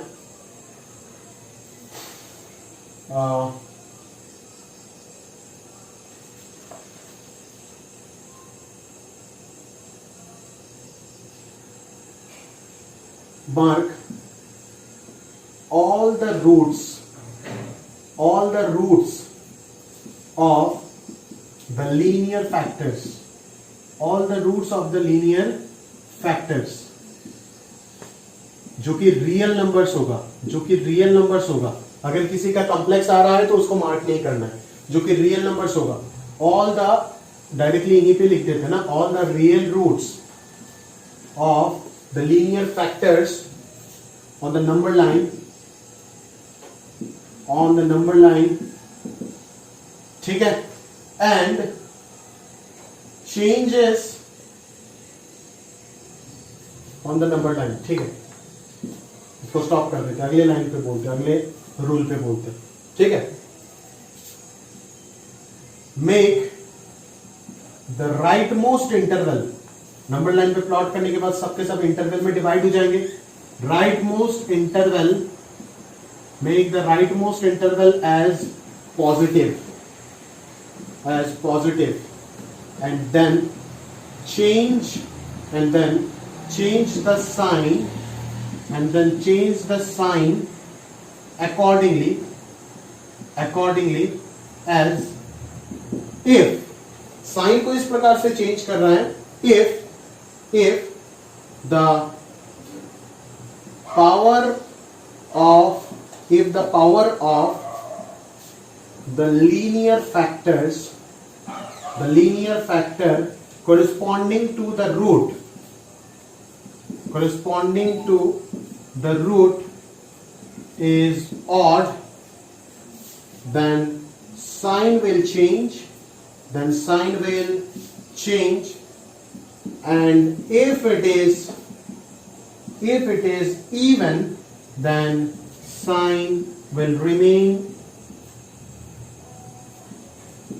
same। ये हो गया आपका फोर्थ रूल। समझाते क्या होता है, फिफ्थ रूल देख लो। फिफ्थ रूल है आपका कि फाइनली check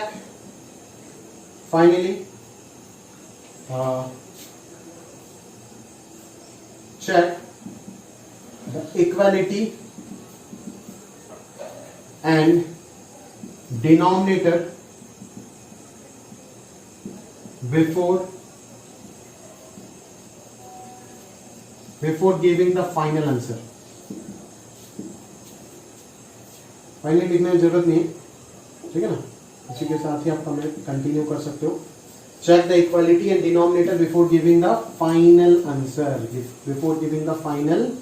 आंसर, समझ में आ रहा है। चलो ये है आपका रूल, मेरा खुद का बना बनाया रूल है। अब ध्यान से देख लो अभी प्रॉपर्ली कि इसका मतलब क्या है, ध्यान से समझाता हूं मैं, ठीक है ना। ये उम्मीद करता हूं मैं आपको लिख लिया, आप इसको हटा देता हूं, क्वेश्चन को रखता हूं सर, ठीक है। ध्यान से देखो, मेक द राइट, देखो सबसे पहले मैंने आपको क्या बोला कि आरएचएस को क्या बनाना है, जीरो। अभी इस क्वेश्चन में आरएचएस ऑलरेडी जीरो बना हुआ है, ऐसे भी क्वेश्चन दूंगा जहां पे जीरो बना हुआ नहीं रहेगा। ध्यान से देखते, यहां पे आरएचएस जीरो बना हुआ है, ठीक है। चलो फिर क्या करना है, एलएचएस को प्रोडक्ट ऑफ लीनियर फैक्टर्स में कन्वर्ट करना है with the leading coefficient of all the factors as positive. अभी एलएचएस तो प्रोडक्ट ऑफ फैक्टर में ही है, एक ही एक्सप्रेशन है ना, और उसमें सारे के सारे जो है वो क्या दिख रहा है आपको, प्रोडक्ट ऑफ लीनियर फैक्टर्स ही दिख रहा है। समझ में आ रहा है ना, सारे के सारे क्या दिख रहा है आपको, product of linear factors. But leading coefficient positive है या नहीं वो हमें चेक करना पड़ेगा। अगर नहीं है तो क्या करना है, बनाना पड़ेगा। बिना लीडिंग कोएफिशिएंट को पॉजिटिव बनाए तीसरे रूल पे आप नहीं जा सकते। ध्यान से देखो, ये x - 2 whole to the power 5 है, इधर x+3 whole to the power 8 है, क्योंकि ये जो थर्ड रूल फोर्थ रूल जो मैंने लिखा है ना, वो ये कंसीडर करके मैंने लिखा है कि लीडिंग कोएफिशिएंट जो है वो पॉजिटिव है। ये आप क्वेश्चन करते करते इस रूल का फील आ जाएगा आपके अंदर, ध्यान से देख लें। तो यहाँ पे तो 1 है, यहाँ पे 1 है, यहाँ पे भी 1 है, पॉजिटिव है, तो इसको मैं घुमा के लिख सकता हूँ x+2 whole to the power 7। But ये नालायक यहाँ पे जो है, इधर क्या दिख रहा है आपको, लीडिंग कोएफिशिएंट x से पहले कितना है, -1, नेगेटिव है। तो यहां से मुझे क्या करना पड़ेगा, एक माइनस कॉमन लेना पड़ेगा ना। अभी सोचना, माइनस अगर यहां से कॉमन लेता हूं तो माइनस का टू दी पावर 9 कितना बाहर आएगा, माइनस ही तो बाहर आएगा ना भाई, और ये हो जाएगा x-7 whole to the power 9। समझ में आ रहा है, माइनस का टू दी पावर 9 क्या होता है, माइनस ही तो होता है ना, तो ये बाहर आ जाएगा। अभी इस माइनस को तो मुझे हटाना पड़ेगा, माइनस को हटाना पड़ेगा। ऐसा नहीं कि इधर माइनस वगैरह रख के आप ये थर्ड रूल पे चले जाओ, बिल्कुल नहीं कर सकते, इस माइनस को हटाना पड़ेगा। अगर लीडिंग कोएफिशिएंट की वजह से ये माइनस बाहर आया, अगर एक और फैक्टर से बाहर आता, अगर मान लो ये भी 2 - x होता, तो इस जगह से भी एक और माइनस बाहर आता, माइनस का टू दी पावर 5 होके, तब तो ये माइनस माइनस अपना प्लस हो जाता, तब कोई दिक्कत नहीं। बट अगर सिंगल माइनस एग्जिस्ट कर रहा है तो उसको निपटाना पड़ेगा, खत्म करना पड़ेगा। उसको खत्म कैसे करेंगे, माइनस का मतलब क्या है, -1, तो इसको प्लस बनाने के लिए इधर क्या बनाना पड़ेगा, प्लस बनाने के लिए क्या करना पड़ेगा, इस माइनस को निपटाना पड़ेगा। मतलब दोनों साइड आपको किससे मल्टीप्लाई करना पड़ेगा, एक और -1 से मल्टीप्लाई करना पड़ेगा। अगर दोनों साइड आप एक और -1 से मल्टीप्लाई करना चाहते हो तब ये प्लस बन जाएगा। तो ये क्या होगा देखो, x-2 whole to the power 5, x+3 whole to the power 8 divided by x+2 whole to the power 7 into x-7 whole to the power 9। तो इधर भी माइनस, दोनों तरफ -1 से अगर प्लस कर मल्टीप्लाई कर देंगे तो इधर माइनस माइनस प्लस हो जाएगा, और इधर 0 इंटू -1 0 हो जाएगा। बट नेगेटिव नंबर से दोनों तरफ मल्टीप्लाई किया, इसी वजह से इनइक्वालिटी का साइन क्या हो जाएगा, चेंज हो जाएगा। दैट इज लेस देन से क्या बन जाएगा, ग्रेटर देन। वो बेसिक रूल याद आया ना, अप्लाई हो गया यहाँ पे, ठीक है। चलो अभी हमारा फर्स्ट स्टेप खत्म हो गया, सेकंड स्टेप खत्म हो गया, अभी चलते हैं कहां पे, थर्ड स्टेप में, और इसको प्रॉपर्ली सॉल्व करने की कोशिश करते हैं। थर्ड स्टेप में क्या बोला जा रहा है, mark all the real roots of the linear factors on the number line. Number line बनाओ, नंबर लाइन बनाओ, और mark all the roots. Roots मतलब समझते हो ना, x-2 एक फैक्टर है, इसका रूट्स मतलब क्या है, एक इक्वेशन का रूट और पॉलिनोमियल का इसी को क्या बोलते हैं, जीरो बोलते हैं। तो x-2 का रूट क्या है, x-2 को 0 के साथ इक्वल करके x का वैल्यू जो आएगा वही तो हो जाएगा ना रूट। मतलब x का जो वैल्यू यहाँ पे पुट करने के बाद उस फैक्टर का आंसर 0 हो जाए वही तो रूट होता है। तो x-2 को इक्वल टू 0 करके x का वैल्यू क्या हो जाएगा, 2 हो जाएगा। तो इसका रूट कितना आ जाएगा, 2। इसका रूट कितना आ जाएगा, -3। -3 आएगा ना इसका रूट, इसका रूट -2, और इसका रूट कितना, 7 आएगा, ठीक है। Number line in increasing order, in increasing order, इस चीज को मैं भूल गया, इन इंक्रीजिंग ऑर्डर। ये सारे रूट्स को किस ऑर्डर में प्लॉट करना है, हमें इंक्रीजिंग ऑर्डर में प्लॉट करना है। समझ में आ रहा है ना। सबसे छोटा कौन है, देख लो, -3, सबसे छोटा कौन है, -3, हो गया काम। फिर कौन है आपका, -2, फिर कौन है, -2, समझ में आ रहा है। फिर कौन है, 2, और फिर कौन है, 7। मैं बार बार बोल रहा हूं, बच्चों का हमेशा एक आदत होता है कि जब भी नंबर लाइन बनाता हूं तब भी एक 0 पुट कर देने का आदत होता है। बट यहाँ पे अपन 0 जो है वो कुछ पुट नहीं करेंगे। क्यों, क्योंकि अगर 0 पुट कर देंगे तो यहाँ पे ये इंडिकेट हो जाएगा कि 0 जो है वो किसी ना किसी रूट है। समझ में आ रहा है ना। बट यहाँ पे 0 किसी का रूट है क्या, नहीं। समझ में आ रहा है, इसीलिए 0 पुट नहीं करना। मैंने बोला 0 कब आएगा, जब अगर 0 किस फैक्टर का रूट होता है, सिर्फ x⁻7 अगर होता तो इस फैक्टर का रूट क्या होता, 0, बिकॉज x = 0 करोगे तो x का वैल्यू 0 ही तो मिल रहा है ना भाई। तो अगर इस प्रकार का कोई टर्म यहाँ पे मतलब फैक्टर अगर प्रेजेंट होता तब जाकर के आंसर जो है मतलब यहाँ पे भी एक रूट क्या बैठता, 0 बैठता। बट अगर आप अभी अगर बैठा दोगे तो ये इंडिकेट हो जाएगा ना कि यहाँ पे x⁻7 एक है, बट ये तो क्वेश्चन पे है ही नहीं, तो आप कैसे कर सकते हैं इस चीज को। समझ में आ रहा है, क्लियर है भाई। बस चलो, तो ये नंबर लाइन पे पुट कर दिया। नंबर 3 पॉइंट भी हमने ऑलरेडी कर दी है ना, इंक्रीजिंग ऑर्डर में पुट कर दिया। अभी क्या करना है, make the right most interval. ये 4 रूट पुट करने के बाद कितना इंटरवल जनरेट हो गया, 1 interval, 2 interval, 3 interval, 4 interval, 5 interval. कितना इंटरवल जनरेट हुआ, 5 इंटरवल जनरेट हुआ। तो आपको क्या करना है, make the right most interval as positive. एकदम राइट साइड में जो इंटरवल है उसको क्या कर देना है, पूरा इंटरवल को प्लस साइन दे देना है, मतलब पॉजिटिव साइन दे देना है। समझ में आ रहा है। और फिर आपको जो यहां पे लिखा गया है ना, मैं आपको समझाता हूं, फिर आपको साइन को जो है ना वो अकॉर्डिंगली चेंज करते जाना है। बट साइन को कैसे चेंज करेंगे वही चैलेंज है, ध्यान से समझने का प्रयास करो। ये प्लस है, ये पूरा इंटरवल प्लस है, फिर इधर से चलते आए, फिर 7 पे आ गए हम, ठीक है। फिर 7 किस फैक्टर से आया देखते हैं। 7 जो रूट है, इधर से चलते आए ना, इस राइट मोस्ट इंटरवल को तो प्लस कर दिया आपने। अब इधर से चलते आए चलते आने के बाद देखो यहाँ पे 7 पे आया। 7 जिस फैक्टर से आया उस फैक्टर पे जाओ। 7 किस फैक्टर से आया, इस फैक्टर से आया। इस फैक्टर का पावर देखो, पावर ये क्या है, 9 है। ये क्या है, ऑड है, ऑड। अगर 7 जिस फैक्टर से आया उस फैक्टर का पावर ऑड है तो साइन जो है वो चेंज होगा। दैट इज चेंज होके क्या होगा, एक ही ऑप्शन है, माइनस होगा। इंटू डिवाइड कुछ नहीं होगा, प्लस चेंज होके माइनस होगा, माइनस चेंज होके प्लस होगा अगर चेंज होता है। और अगर यहाँ पे x माइनस 7 का पावर 10 या फिर 4 या फिर 8 ऐसा कोई भी इवन नंबर होता तो यहाँ पे ये प्लस जो है वो चेंज नहीं होता, अगले इंटरवल में यहाँ पे भी प्लस ही लिखते हम। समझ में आ रहा है। तो पावर अगर ऑड है तो साइन चेंज होगा, अगर पावर इवन है तो साइन चेंज नहीं होगा। इसके पीछे लॉजिक क्या है सर, लॉजिक यह है कि माइनस का टू दी पावर इवन क्या हो जाता है, प्लस हो जाता है, इसीलिए साइन चेंज नहीं होता है जब पावर में इवन होता है। बट अगर माइनस का टू दी पावर ऑड देखो तो आंसर माइनस का टू दी पावर ऑड क्या हो जाएगा, माइनस हो जाएगा। इसीलिए प्लस चेंज होकर माइनस हो जाएगा जब यहाँ पे पावर ऑड होगा। समझ में आ रहा है। फिर इस इंटरवल से आगे चलते चलते 2 के पास आया। फिर 2 किस फैक्टर से आया, इस फैक्टर से आया। इसका रूट पावर देखो, इसका 5 है, ऑड है, तो ऑड है अगर वापस माइनस चेंज होकर क्या हो जाएगा, प्लस हो जाएगा। समझ में आ रहा है। फिर 2 से आगे चलते चलते -2 पे आया। यहाँ पे इसका पावर क्या है, ऑड है भाई। अगर ऑड है तो ये क्या हो जाएगा, ऑड जो है, ऑड होने की वजह से इसका साइन वापस चेंज होगा, दैट इज प्लस जो है वो चेंज होकर के वापस क्या हो जाएगा, माइनस हो जाएगा। समझ में आ रहा है। फिर -3 पे आ रहे हैं। -3 यहां से आया, इसका पावर क्या है, इवन है, इवन। तो अगर इवन है तो साइन जो है वो चेंज नहीं होगा, मतलब ये अगर माइनस है तो यहाँ पे भी क्या रहेगा, माइनस।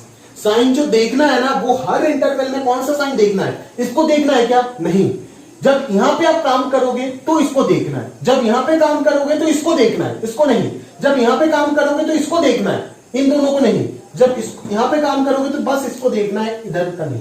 मतलब जस्ट प्रीवियस साइन को चेंज करना है या सेम रखना है, उससे पहले अगर जो आप करके आए उसके बारे में नहीं सोचना है। समझ में आ रहा है, क्लियर है ना।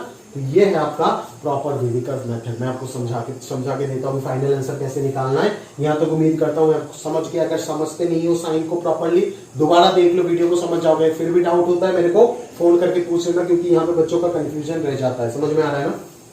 देखो अभी बोला आपको पूरा expression less than equal to 0 होगा, उसके लिए सॉल्व करना है। बट आपने इसको तो प्रॉपरली, ये क्वेश्चन तो क्वेश्चन वाले का था, आपके लिए क्वेश्चन क्या हो गया, आपके लिए तो क्वेश्चन ये हो गया ना, इसको सॉल्व करना और इसको सॉल्व करना बराबर है। इस पे तो आप ये रूल नहीं लगा सकते हो, बट इस पे आप ये रूल लगा सकते हो। तो इसको सॉल्व करना और इसको सॉल्व करना बराबर हो गया। आपके लिए क्वेश्चन अभी ये है। बार बार बोल रहा हूं, गलती से इसमें मत चले जाना इधर, क्योंकि इधर का लेस देन इधर चेंज होकर ग्रेटर देन बन गया।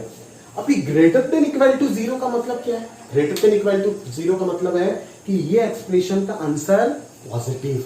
तो देख लो किस किस इंटरवल में आंसर पॉजिटिव है। मुझे तो लग रहा है सिर्फ इस इंटरवल में आंसर पॉजिटिव है और इस इंटरवल में आंसर पॉजिटिव। उसी चीज को बुक में इधर से एक और नीचे से कर्व वगैरह बना के दिखा देता है और इसी का नाम हो जाता है वेवी कर्व मेथड। बट इतना कुछ अपन याद नहीं रखेंगे, हटाते हैं ये सारे फालतू चीज को, ठीक है। और अपन जो है पूरा पूरा कंसेप्ट पे फोकस देते हैं कि ये क्या है, एक्सप्रेशन हमें ग्रेटर देन इक्वल टू 0 चाहिए, मतलब आंसर जो है वो हमें क्या चाहिए, पॉजिटिव चाहिए। तो पॉजिटिव किधर मिल रहा है, 7 से इंफिनिटी, इधर कौन है, इंफिनिटी है, और इधर -3 के इधर कौन है, माइनस इंफिनिटी है। तो 7 से इंफिनिटी में मुझे प्लस मिला तो ये होगा आंसर, और -2 से 2 में मुझे प्लस मिला तो ये होगा आंसर। समझ में आ रहा है। तो this is the concept behind wavy curve method. समझ में आ रहा है ना। इसीलिए आपको बोला था कि सबसे पहले मेक द RHS 0। समझ में आ रहा है ना। RHS को 0 करने क्यों बोला था, क्योंकि RHS को 0 अगर नहीं करोगे तो बाद में कंपेयर नहीं कर पाओगे ना। मान लो अगर यहाँ पे -2 रह जाता, अगर एक्सप्रेशन ग्रेटर देन -2 होता तो क्या कंपेयर कर पाते, नहीं। -2 से बड़ा वाला वैल्यू जो है वो तो पॉजिटिव भी होता है, नेगेटिव भी होता है। इसीलिए पॉजिटिव नेगेटिव को डिसाइड करने वाला एक ही चीज होता है, वो कौन, 0। इसीलिए RHS को हम स्टार्टिंग में ही क्या बना देते, 0 बना देते। ये रूल है, रूल को प्रॉपर्ली फॉलो करना चाहिए। समझ में आ रहा है ना। ठीक है, इंडिया पे बाई तरफ चलना है रोड पे, वही रूल है। रूल को लेकर के इधर उधर नहीं करना है। रूल के पीछे लॉजिक ढूंढ सकते हो बट कंसेप्ट पे सवाल उठा सकते हो, रूल पे नहीं। समझ में आ रहा है ना।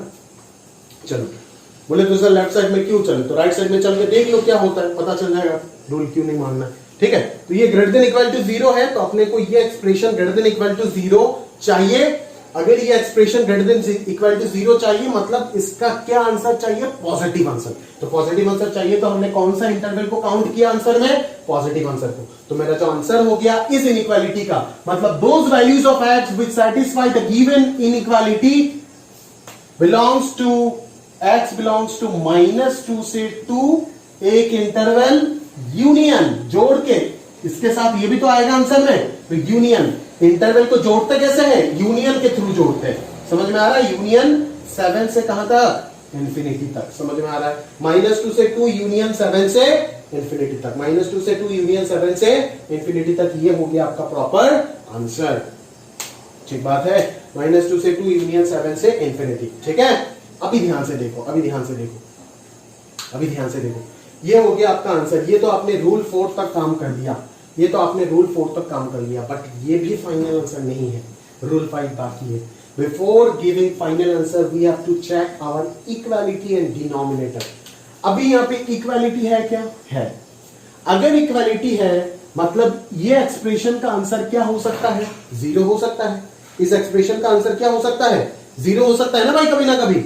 इसका आंसर 0 कब होगा बोल? जब x का वैल्यू 2 होगा और x का वैल्यू -3 होगा। इसका आंसर कब होगा? x का वैल्यू 2 होगा और x का वैल्यू -3 होगा। तो क्या x का वैल्यू 2 आंसर में आया? बिल्कुल आया, बट उस जगह पे मैंने ओपन कर दिया था, तो अभी मैंने इस जगह पे क्या कर दी? क्लोज कर दिया। क्लोज करने का मतलब x equal to 2 is including in the answer. समझ में आ रहा है ना? क्लियर है? x इक्वल टू 2 आंसर में मैंने इंक्लूड कर दिया, बट अगर यहाँ पे ओपन लगा देता हूं तो x इक्वल टू 2 जो है वो आंसर में इंक्लूड नहीं होता। समझ में आ रहा है? क्लियर है? एक और आंसर में इंक्लूड होगा, वो कौन? x equal to -3। क्या -3 यहाँ पे आया? आया क्या -3? इस इंटरवल पे नहीं आया, इस इंटरवल पे नहीं आया। तो -3 अगर नहीं आया तो -3 को लाना पड़ेगा।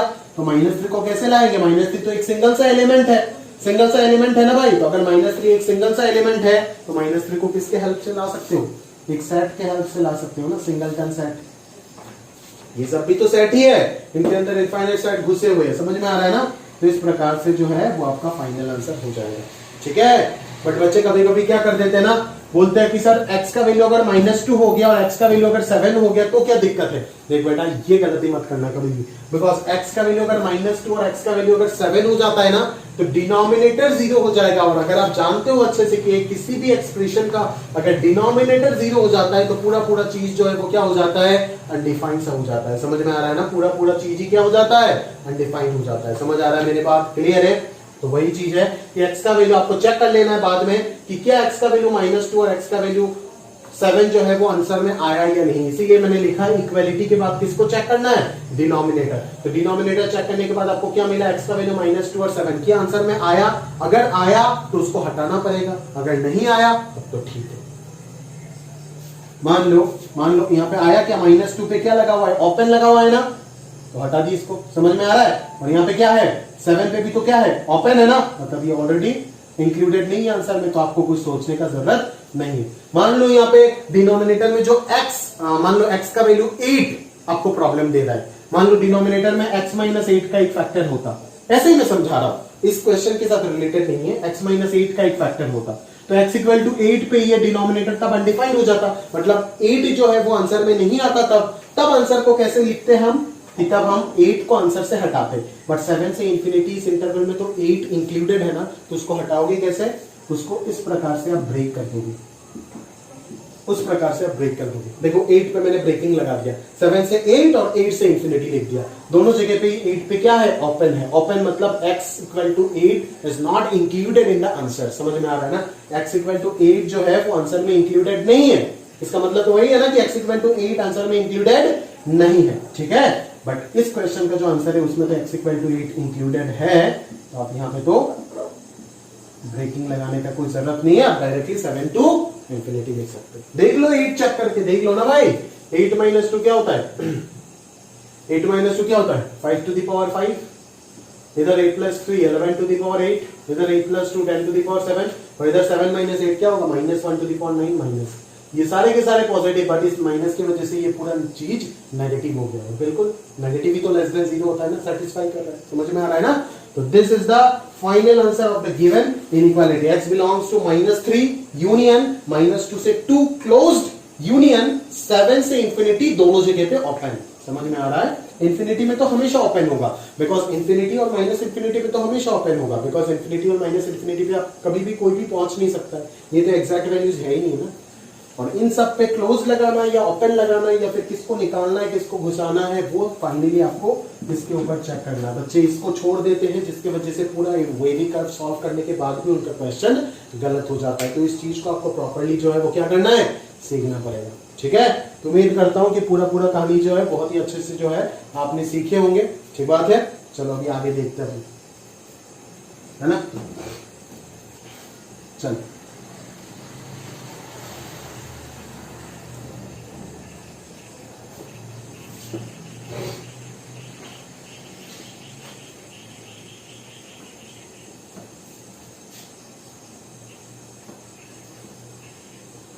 बहुत ही धीरे धीरे इस चीज को संभालना है, मैं बार बार बोल रहा हूँ, अदरवाइज मैं फंक्शन में आपको स्मूथली पढ़ा नहीं पाऊंगा। समझ में आ रहा है ना? मेन चीज मैं रहा हूँ फंक्शन है, ये सब कैलकुलस क्या, कैलकुलस को आसानी से सीखने के लिए टूल्स है, टूल्स। चैप्टर मत बोलो, ये सबका टूल्स है। कैलकुलस को आसानी से सीखने के लिए टूल्स बोलते हैं अपन इसको। ठीक है, चलो एक और क्वेश्चन दिखाते हैं आपको। नंबरिंग जो भी है कर देना आप, है ना, मेरे को याद नहीं है नंबरिंग। एक और है, सॉल्व फॉर एक्स। ठीक है, मैं लिखने के बाद पॉज करके पहले खुद ट्राई करोगे। तो बार बार बोल रहा हूं, ईमानदार रहना पड़ेगा खुद के साथ, अदरवाइज आईटी नहीं मिलेगा। आईटी का कसम खा के ईमानदार रहना पड़ेगा। Solve for x upon question लिखेंगे, आप पॉज मार के सॉल्व करोगे खुद से, उसके बाद मेरा सॉल्यूशन देखोगे। X to the power 32 into x minus 6 whole to the power 99 divided by 2 minus x whole to the power 53 into x plus 7 whole to the power 8 greater than equal to, equality छोड़ देते, greater than 0। ठीक है, ये है आपका question solve for x.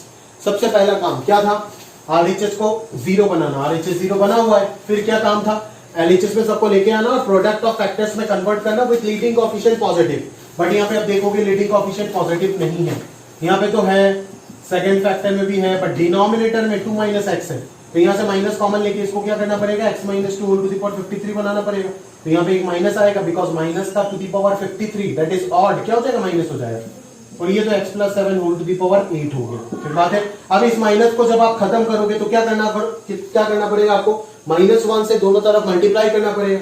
समझ आ रहा है मेरी बात? अगर आप -1 से दोनों तरफ मल्टीप्लाई करना चाहते हो तो क्या करोगे, -1 से जैसे ही आप दोनों तरफ मल्टीप्लाई करोगे तो ये इनइक्वालिटी का साइन रिवर्स हो जाएगा, इधर तो पॉजिटिव हो जाएगा माइनस माइनस प्लस, और इधर 0 into -1 0, but inequality should reverse because आप एक नेगेटिव नंबर से इनइक्वालिटी के दोनों तरफ मल्टीप्लाई किए। तो आपका रूल कहता है ये चेंज करो, अगर साइंस नहीं करोगे तो यहीं पे आपका गलती हो जाएगा, आंसर और निकाल के भी फायदा नहीं, गलत ही आएगा आपका। ठीक है, चलो तो यहां तक हो गया रूल 2। रूल 3 में क्या, जितना भी रूट है उन सबको नंबर लाइन में प्लॉट करना है, रूट इन इंक्रीजिंग ऑर्डर। इसका रूट क्या है बोल, इसका रूट क्या है 2, इसका रूट क्या है -7, इसका रूट क्या है 6। सारे फैक्टर को इक्वल टू 0 करो, x का वैल्यू निकालो, जो आता है वही रूट। इसको 0 करो, x के, इस चीज को x का मतलब इक्वल टू 0 करो, x का वैल्यू कितना आएगा 0। मतलब इस टाइप ऑफ फैक्टर्स का रूट जो है वो क्या होता है 0। इसीलिए मैंने बोला था कि नंबर लाइन पे फालतू का 0 मत लगाना, अगर फालतू से 0 लगा दोगे तो इस प्रकार का चीजें हिंट करेगा, मतलब लगेगा कि आपका क्वेश्चन में ये है, बट ओरिजिनल क्वेश्चन में तो ये नहीं रहेगा ना, जैसे पहले वाले क्वेश्चन में नहीं था। समझ में आ रहा है? तब आपका गलत हो जाएगा। समझ में आ रहा है? इसीलिए बोला कि फालतू 0 मत लगाओ। 0 अगर आ रहा है, अगर इस प्रकार का फैक्टर आ रहा है, कभी 0 अपना पाएगा, अपना पाएगा, रूल फॉलो करते जाओगे अपना पाएगा, कोई सोचना। जैसे अभी आया ना 0, अभी तो 0 को लगाएंगे ना। समझ में आ रहा है? बट इंक्रीजिंग ऑर्डर में। तो इन चारों में सबसे छोटा कौन, -7, फिर 0, फिर 2, फिर 6। कितना इंटरवल बन गया रे बोल, 1 2 3 4 5, इधर माइनस इंफिनिटी, इधर plus infinity. Right most interval में प्लस, इधर आया 6 कौन सा फैक्टर से आया, इस फैक्टर से, इसका पावर 99 ऑड है, तो प्लस चेंज होकर माइनस हो जाएगा। अभी इसको देखना है, इसको भूल जाना है, इसको देखना है। फिर इधर से 6 से 2 पे आया, 2 किस फैक्टर से आया, इस फैक्टर से, इसका पावर ऑड है तो वापस साइन चेंज होकर प्लस हो जाएगा। ठीक है, फिर 0 आया इस फैक्टर से, इसका पावर 32 है, इवन है, तो ये प्लस है तो प्लस मेंटेन रहेगा, दैट इज साइन चेंज नहीं होगा बिकॉज पावर इज इवन। 0 जिस फैक्टर से आया उसका पावर क्या है, इवन है। समझ में आ रहा है? इसका पावर 32 है, तो अपन साइन को मेंटेन कर लिए। 2 से 0 पे आया तो 0 का पावर जो है वही साइन को मेंटेन कर लिए। अभी इन तीनों को भूल जाना, इसको देखना है। 0 से -7 पे आया, -7 किस फैक्टर से आया? इससे। इसका पावर क्या है? 8 है। 8 क्या है? इवन है। इवन है तो साइन चेंज होगा या सेम रहेगा? सेम रहेगा। मतलब इधर अगर प्लस था तो इधर भी क्या आएगा? प्लस ही आएगा। बट आपको आंसर क्या चाहिए? इधर अगर देखोगे तो गड़बड़ हो जाएगा, इधर पॉजिटिव चाहिए। बट आपने तो इस पे रूल नहीं, ये रूल आप कहां पे लगा सकते हो? इस पे लगा सकते हो क्या? नहीं, बिकॉज इसमें लीडिंग कोएफिशिएंट नेगेटिव है। आप ये रूल यहां पे लगाए तो आंसर भी कहां से देख के निकालोगे? यहां से देख के निकालोगे, यहां से नहीं। तो यहां पे क्या बोल रहा है? Less than 0। मतलब कौन सा आंसर आपका आंसर हो जाएगा? जो लेस देन 0। लेस देन 0 मतलब क्या? नेगेटिव या पॉजिटिव? अरे भाई ऑब्वियसली नेगेटिव। समझ में आ रहा है ना? तो कौन सा आंसर आप यहां पे लोगे? वो इंटरवल आपका आंसर में आएगा जो माइनस वाला इंटरवल है। माइनस वाला इंटरवल एक ही मुझे दिख रहा है, वो ये वाला इंटरवल दिख रहा है। समझ में आ रहा है ना? तो x का जो वैल्यू आ जाएगा वो क्या हो जाएगा? 2 से 6। तो रूल 4 तक काम निपटा दी हमने। समझ में आ रहा है? अभी क्या करना है हमें? अभी क्या करना है? बोल भाई अभी क्या करना है? अभी इक्वालिटी और डिनोमिनेटर चेक करना है। क्या इक्वालिटी है? नहीं है। तो ये एक्सप्रेशन 0 नहीं हो सकता। ये एक्सप्रेशन 0 कब होता? जब x का वैल्यू 0 और x का वैल्यू 6 होता। बट 0 तो आंसर में है ही नहीं और 6 भी आंसर में नहीं है। देखो ना यहाँ पे ऑप्शन लगा हुआ है, मतलब आंसर में इंक्लूडेड नहीं है। तो कोई सोचने का बात नहीं है। और डिनोमिनेटर क्या किसी वैल्यू के लिए अनडिफाइंड हो रहा है या नहीं, वो देखना है। डिनोमिनेटर कहां पे अनडिफाइंड हो रहा है? x इक्वल टू 2 पे और x इक्वल टू -7 पे। क्या x इक्वल टू -7 इंक्लूडेड है? नहीं है। क्या x इक्वल टू 2 इंक्लूडेड है? नहीं है, बिकॉज 2 पे ओपन लगा हुआ है। तो दोनों ही कंडीशन ऑलरेडी सेटिस्फाइड है। यहाँ पे आपको कुछ करने का जरूरत नहीं है। मतलब यही क्या हो गया? Final answer. मतलब this are the possible values of x for which the given expression is always positive, that is greater than 0, not non negative, positive. अगर ये क्वेश्चन नॉन नेगेटिव वाला क्वेश्चन होता तब अपन क्या सोचते कि तब x इक्वल टू 0 या फिर x इक्वल टू 6 भी आंसर में आ जाता। x इक्वल टू 0 और x इक्वल टू 6 दोनों आंसर में अगर आ जाता तब आंसर चेंज हो जाता। 0 को हमें लेना पड़ता, बिकॉज 0 तो इस इंटरवल में है ही नहीं ना। तो 0 यूनियन 2 से क्या हो जाता? 6 क्लोज हो जाता। बिकॉज 6 को भी तो इंक्लूड करना पड़ेगा ना। 6 तो इंक्लूजन का तो अलग से और सेट बना के लिखने का कोई जरूरत है क्या? नहीं, डायरेक्टली यहाँ पे क्लोज कर दोगे तो ही तो हो जाएगा। ठीक है?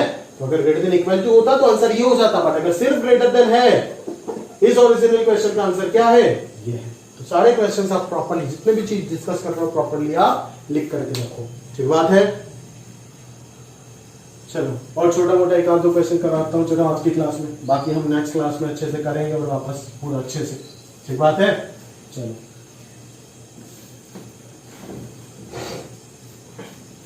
छोटा क्वेश्चन एक ले लेते। चलो बड़ा क्वेश्चन तो कर लिए। 2/x लेस देन 3, इसको सॉल्व करना है। बच्चे क्या करते पता है? सबसे पहला चीज बोल देता हूं, आप भी करते थे, आप भी करते थे। भेज दिया x को उधर, x ग्रेटर देन 2/3। मतलब आंसर क्या है सर? आंसर है x बिलोंग्स टू 2/3 से इंफिनिटी। गलत। ठीक बात है? क्या करना है? क्या करना है? क्यों गलत है? ध्यान से सोचो। ये जो x को आपने उधर मल्टीप्लाई कर दिया बिना कुछ सोचे, क्या ये सही है? नहीं।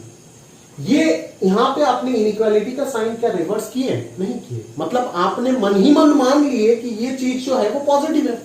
भाई यहां से यहां पे आना मतलब क्या? दोनों साइड आप x से मल्टीप्लाई कर रहे हो तभी तो 2/x इंटू x, दोनों तरफ x से मल्टीप्लाई कर रहे हो तभी तो 2/x इंटू x क्या हो रहा है? पॉजिटिव हो रहा है ना। 2/x इंटू x कैंसिल हो गया, यहां पे 2 आ रहा है, यहां पे 3x आ रहा है। बट आपने जो इनइक्वालिटी का साइन चेंज नहीं कर रहे हो, मतलब आप कंसीडर कर लिए कि x पॉजिटिव है। समझ में आ रहा है? x अगर नेगेटिव हो जाता है तो क्या होगा? x अगर नेगेटिव हो जाता है तो क्या होगा?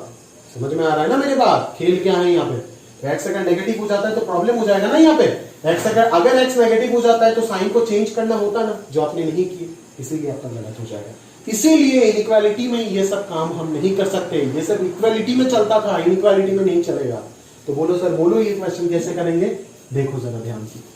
2/x लेस देन 0, सबसे पहले रूल क्या बोलता था कि मेक द RHS पॉजिटिव। बनाओ RHS को positive, sorry make the RHS 0। तो 0 बनाने का तरीका क्या है?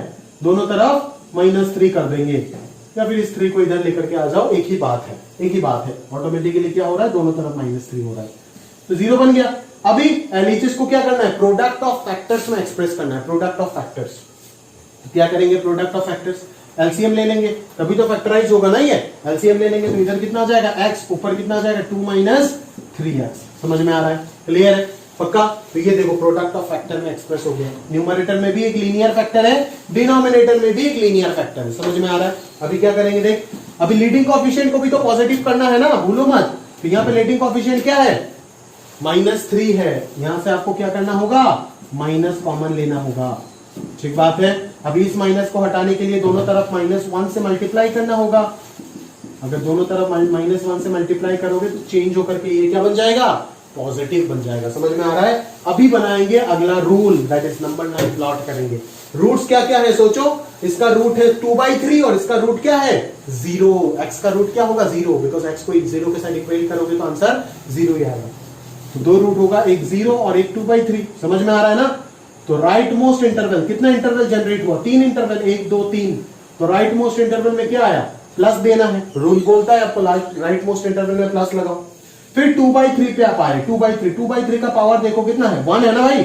अगर पावर 1 है मतलब पावर ऑड है। अगर पावर ऑड है तो plus will change, that is ये क्या बन जाएगा? आपका माइनस बन जाएगा। समझ में आ रहा है ना? पावर क्या है? ऑड है। अगर पावर ऑड है तो प्लस चेंज होके क्या बनेगा? माइनस बन जाएगा। समझ में आ रहा है ना? फिर आप ध्यान से देखो, 2/3 के बाद आप 0 पे आओगे। 0 का पावर क्या है? यहाँ पे 1 है। 0 का पावर भी क्या है? 1 है। दैट इज माइनस जो है वो वापस चेंज होके क्या बन जाएगा? प्लस बन जाएगा। समझ में आ रहा है ना? ये माइनस जो है, क्योंकि पावर अगर ऑड है तो साइन चेंज होगा ना। तो प्रीवियस वाला साइन क्या था? माइनस था। प्रीवियस साइन को ही तो हमेशा चेंज करते हैं ना। तो 0 का प्रीवियस साइन क्या था? माइनस था। तो यही माइनस चेंज होकर के क्या बन जाएगा? प्लस बन जाएगा। समझ में आ रहा है? अभी आपको क्या चाहिए? यहां पे तो <0, बट आप फाइनल वाले को देखोगे हमेशा। पहले वो दोनों में एक्सप्लेन कर दिया। ये एक्सप्रेशन आपको क्या चाहिए? पॉजिटिव चाहिए। अगर ये एक्सप्रेशन पॉजिटिव चाहिए तो कौन सा आंसर लोगे? पॉजिटिव वाला ही तो आंसर लोगे ना भाई। समझ में आ रहा है ना? तो आंसर जो आएगा वो क्या आ जाएगा? -∞। इधर तो -∞ है ना। -∞ से 0 यूनियन 2/3 से क्या? Infinity. This is the final answer. But finally आपको चेक करना है इक्वालिटी। क्या इक्वालिटी है? यहाँ पे तो नहीं है, मतलब ये एक्सप्रेशन 0 नहीं हो सकता। ये एक्सप्रेशन 0 कब होता? जब x का वैल्यू 2/3 होता। तो x का वैल्यू 2/3 तो नहीं है ना, ओपन है ना, मतलब आंसर में तो इंक्लूडेड नहीं है। आंसर में अगर इंक्लूडेड नहीं है तो बिल्कुल सही है। सही है ना भाई? आंसर में अगर इंक्लूडेड नहीं है तो सही है ना? बिल्कुल। बिकॉज अगर आंसर में इंक्लूडेड हो जाता तो x का वैल्यू 2/3 के लिए आंसर 0 आ जाता। बट ये एक्सप्रेशन तो कभी 0 हो ही नहीं सकता है। मतलब x का वैल्यू 2/3 आंसर में नहीं आना चाहिए। अगर नहीं आना चाहिए तो बिल्कुल ओपन इंटरवल लगाया, सही है।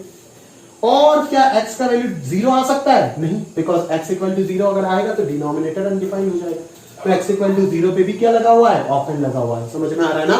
मतलब x इक्वल टू 0 भी आंसर में इंक्लूडेड नहीं है। ठीक है, तो दोनों ही कंडीशन सेटिस्फाई हो गया। मतलब यही हो गया आपका फाइनल आंसर। ठीक बात है? क्लियर है? चलो, कुछ किसी प्रकार से अपन ने जो है वो पूरी कहानी को सॉल्व कर दी है ना। अभी चलो आज के लास्ट एक और क्वेश्चन कर लेते हैं तो समझ जाएंगे पूरी चीज को।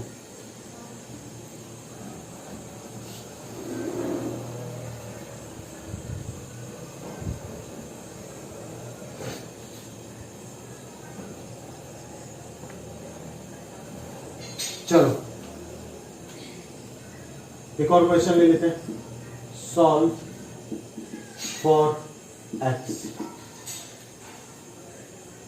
एग्जाम्पल ले रहे हैं, 2x plus 3 greater than x minus 2 is greater than x minus 3 divided by x plus 1।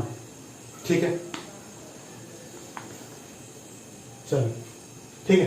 तो सबसे पहला काम आपका क्या था? राइट हैंड साइड को 0 बनाना। तो बनाओ राइट हैंड साइड को 0। इसको ऐसे तो करने के लिए नहीं सोच रहे हो ना। 2x plus 3 into x plus 1 कर दिया, फिर x minus 2 into x minus 3 कर दिया। ऐसे तो करने के लिए नहीं सोच रहे हो ना, क्रॉस मल्टीप्लिकेशन करके फिर इधर फैक्टराइज कर दोगे, इधर मल्टीप्लिकेशन कर दोगे, फिर एक साइड में लेके जाके सॉल्व कर दोगे। ऐसा काम मत करना भाई, ये गलत चीज है। बिकॉज आप जो क्रॉस मल्टीप्लिकेशन कर रहे हो आपको पता ही नहीं है कि ये जो चीज है x minus 2 वो पॉजिटिव है या नेगेटिव है। समझ में आ रहा है ना? तो इनइक्वालिटी का साइन तो आप रिवर्स कर नहीं रहे हो, और अगर कर भी देते हो तो पता कैसे चलेगा आपको कि ये पॉजिटिव है या नेगेटिव है? x का वैल्यू तो नहीं पता, वही तो आपको निकालना है। तो कितना बड़ा सवाल है ना ये। x का वैल्यू ही नहीं पता तो x minus 2 पॉजिटिव है या नेगेटिव है आपको कैसे पता चलेगा? तो क्रॉस मल्टीप्लिकेशन आप किस तरीके से करोगे, किस हिसाब से करोगे, किस बेसिस में करोगे? गलत है, मत करो। ऐसे नहीं होता इनइक्वालिटी में। क्रॉस मल्टीप्लीकेशन का आदत छोड़ दो, इनइक्वालिटी में नहीं होता, इक्वालिटी में करना, जम के करेंगे मिलकर। सबसे पहला रूल क्या था, मेक द RHS 0, ठीक है। फिर इधर क्या करना है, एलसीएम ले लेना है, ठीक है। फिर ये क्या आ जाएगा, क्वाड्रेटिक माइनस क्वाड्रेटिक, ये सॉल्व करके इसको अगर ये कैंसिल हो जाता है क्वाड्रेटिक वाला टर्म, तब तो ये लीनियर बन जाएगा। अगर कैंसिल नहीं होता है तो क्वाड्रेटिक को फैक्टराइज करके लीनियर कर दो, मतलब अबे क्वाड्रेटिक को फैक्टराइज करके दो लीनियर फैक्टर तो निकाल ही सकते हो ना।